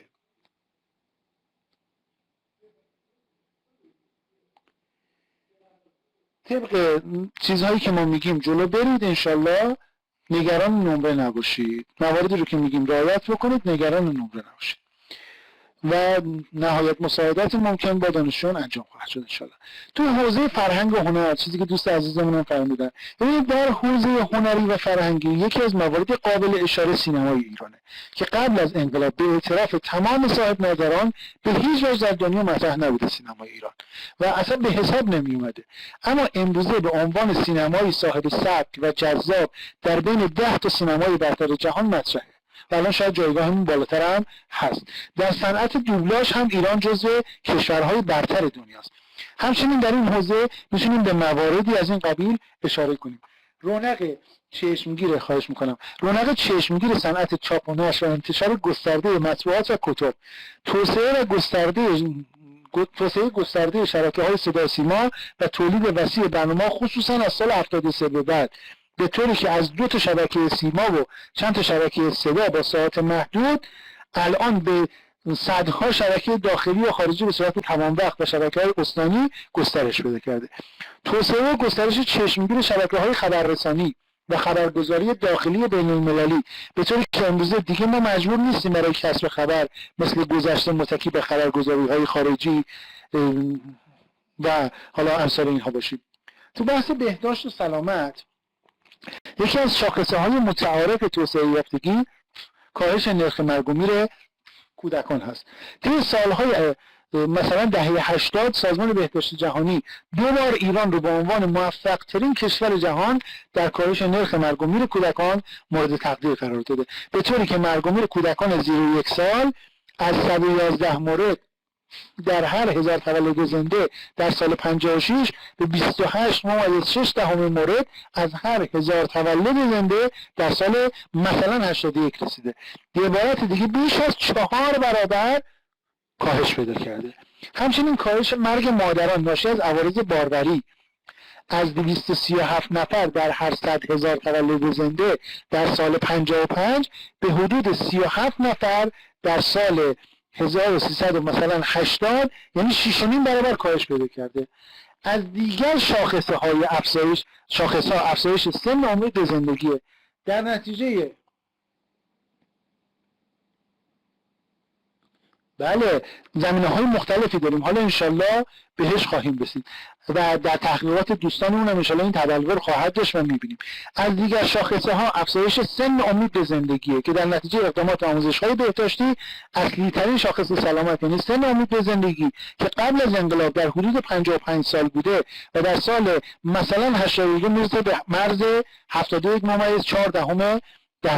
خب بر اساس آمار دیگر سن امید به زندگی طی 20 سال، یعنی از سال 1360 تا 1380 که مورد محاسبه ماست، 10 سال افزایش پیدا کرده. یعنی در مورد مردان از سال 58 به 68 سال و در مورد زنان از 60 سال به 70 سال ارتقا پیدا کرده. خب همچنین سازمان بهداشت جهانی ایران رو در سال 2004 گفتیم به عنوان موفق ترین کشور آسیایی در کنترل و مقابله با ایدز معرفی کرده. بحث خدمات رسانی یکی از موارد قابل اشاره بهتر شدن روند خدمت رسانی به شهرها و روستاهای کشوره که به اختصار به عناوین برخی از اقدامات در واقع انجام شده اشاره میکنیم. افزایش بیش از ما آمارمون تا دهه 80 ها، یعنی ما ابتدای کار جمهوری اسلامی رو بعد از جنگ رو داریم محاسبه میکنیم. ما اینو بهش دقت بکنیم. افزایش بیش از 12 برابری تعداد تلفن‌های ثابت نسبت به پیش از انقلاب و گسترش ضریب نفوذ اون در کشور به خصوص در نقاط محروم و روستاها، واگذاری حدود 7.1 میلیون خط تلفن همراه و روند رو به رشد اون به گونه‌ای که حالا همین امروز هم جهت ارائه خدمات تلفنی ما جزو کشورهای اول در میان کشورهای آسیایی هستیم. افزایش راه‌های درون شهری، بین شهری، روستایی، راه آهن و ساخت مترو، افزایش تولید انرژی الکتریکی و برق‌رسانی تا حد رفع خاموشی‌ها با توجه به ازدیاد فراوان مصرف کنندگان خانگی و صنعتی، افزایش شبکه‌ها و تعداد ساعات پخش برنامه‌های صدا و سیما، گسترش مناطق تحت پوشش.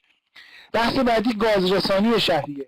ما در سال 57 می‌بینیم که 5 شهر کشور فقط اونم به صورت محدود از شبکه گاز شهری برخورد. خب موقع گاز بود، اما این امکان تا آبان مثلا سال 82 اوایل رشد انقلاب به سطح 40 میلیون نفر افزایش پیدا کرده که رقم بسیار قابل توجهیه. گاز طبیعی سوخت مقرون به صرفه با آلودگی پایینه که در سبد مصرفی سوخت‌های فسیلی قبل از انقلاب اصلا گزارش نشده، اما این سهم تا سال 82 از مرز 54% فراتر رفته. ظرفیت پالایش گاز طبیعی از 36 میلیون متر مکعب در روز به 288 میلیون متر مکعب در روز 8 برابر و تعداد خانوارهای تحت پوشش گاز طبیعی از 51,000 خانوار در سال 57 به حدود 8,998,000 خانوار در آبان 82 بیش از 176 برابر افزایش پیدا کرده. آب سالم و بهداشتی، تعداد مشترکان آب شهری آب سالم و بهداشتی در سال 57 2.7 میلیون رشته بوده که در سال مثلا 82 به 8 میلیون رشته افزایش پیدا کرده که گویای بیش از 3 برابر افزایشه. تعداد شهرهای تحت پوشش آب شهری از 45 شهر به 760 شهر در سال 82 افزایش پیدا می‌کنه که آبرسانی به روستاها از 12,000 روستا در سال 57 به حدود 23,036 روستا در سال 78 میرسه. میزان تولید آب در سال 57 حدود 1.5 میلیون متر مکعب بوده که مثلا در سال 82 به 4 میلیون متر مکعب بیش از 3 برابر رسیده. خب حالا ما اینجا 3 تا شبهه رو داریم که راجع به این شبهات میخوایم صحبت بکنیم. بعضی میگن نرخ رشد جمعیت، ارزش پول ملی و بررسی افزایش قیمت‌ها و قدرت خرید مردم. حالا تا جایشی که برسیم ان شاءالله این 3 تا شبهه رو مطرح میکنیم. ببینید موارد دیگری که از موفقیت نظام جمهوری اسلامی در عرصه رشد و توسعه هستش باید اشاره بکنیم و در خلال اونها یه سری شبهات هم در این زمینه مطرح شده که باید به اونها پاسخ بدیم. اولین موردش نرخ رشد جمعیته. خب ببینید یکی از شاخص‌های متعارف رشد و توسعه در جوامع در حال توسعه کاهش نرخ رشد جمعیت و کنترل موالیده. خب در این خصوص کشور ما 2 تا راه رو طی کرده، 2 تا دوره رو طی کرده. یکیش دوره افزایش سریع و فوق‌العاده نرخ رشد جمعیت با شاخص 3.2% بین سالهای 58 تا تقریبا 68.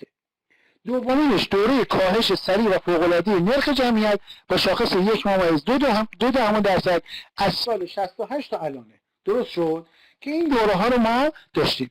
متاسفانه امروزه افرادی که میخوان صحبت کنن فقط به دوره اول اشاره میکنن که کشور در شرایط بسیار حساس و بحرانی جنگ قرار داشته و نتونسته بود اقداماتی برای کنترل رشد جمعیت انجام بده که در سال 65 پس از اینکه اولین سرشماری جمعیتی کشور پس از انقلاب که هر 10 سال یه بار انجام میگیره، نتایج اون در سال 66 ارائه میشه. خب مسئولین نظام برای اولین بار متوجه نرخ رشد بالای جمعیت شدن تا قبل از اون به دلیل جنگ کشور در شرایطی نبود که بتونن برای امثال این مسائل طبیعی ارائه کنن. و البته در زمان جنگ هم اغلب کشورهای درگیر در واقع سیاست کنترل جمعیت و موالید رو اعمال نمی‌کنن. خب پس از اطلاع از این امر اقدامات متعددی صورت گرفت که در واقع ما می‌بینیم نتیجهش کاهش نرخ رشد جمعیت از 3.2% در سال 65 به 1.2%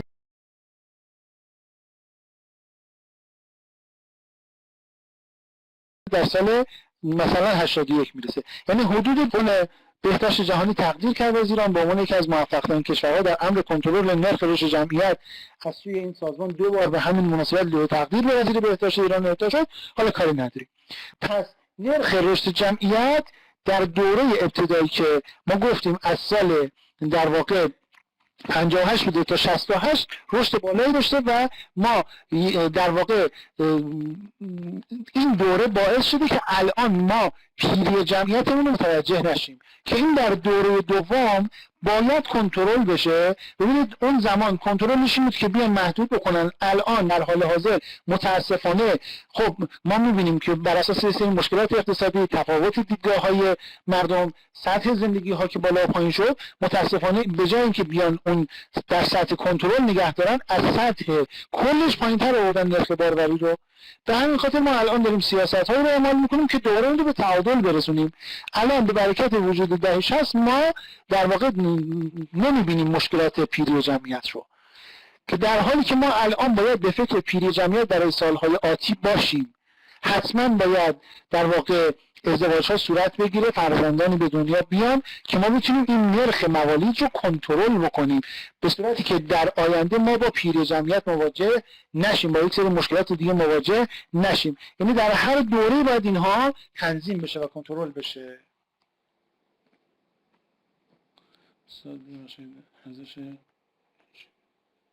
خب این هم میرسیم به ارزش پول ملی. اگر این جلسه رسیدیم راجع به صحبت می‌کنیم، اگر نه جلسه بعد حتما راجع بهش صحبت خواهیم کرد. خب چون دیگه حالا این بحث ارزش پول ملی و بحث بررسی افزایش قیمت‌ها و قدرت خرید مردم که امروزه حالا شبهه است دیگه، مفصله و ما باید راجع بهش صحبت کنیم و خیلی از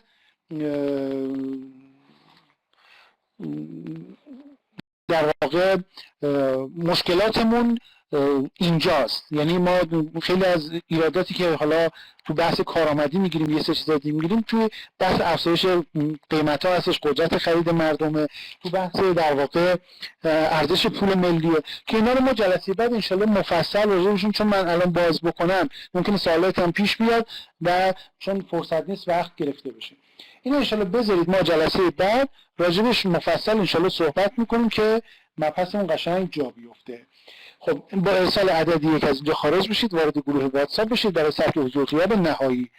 هر کسی هم عضو گروه واتساپ نشده سریعتر عضو بشه، چون اعلام حضور غیاب در واتساپ ضروریه. اینو من خدمت عزیزان بگم که بعداً کسی متضرر نشه. 2-3 دقیقه هم بیشتر گروه واتساپ باز نیست، تو همین 2-3 دقیقه اعلام بکنید و تمام. لطفاً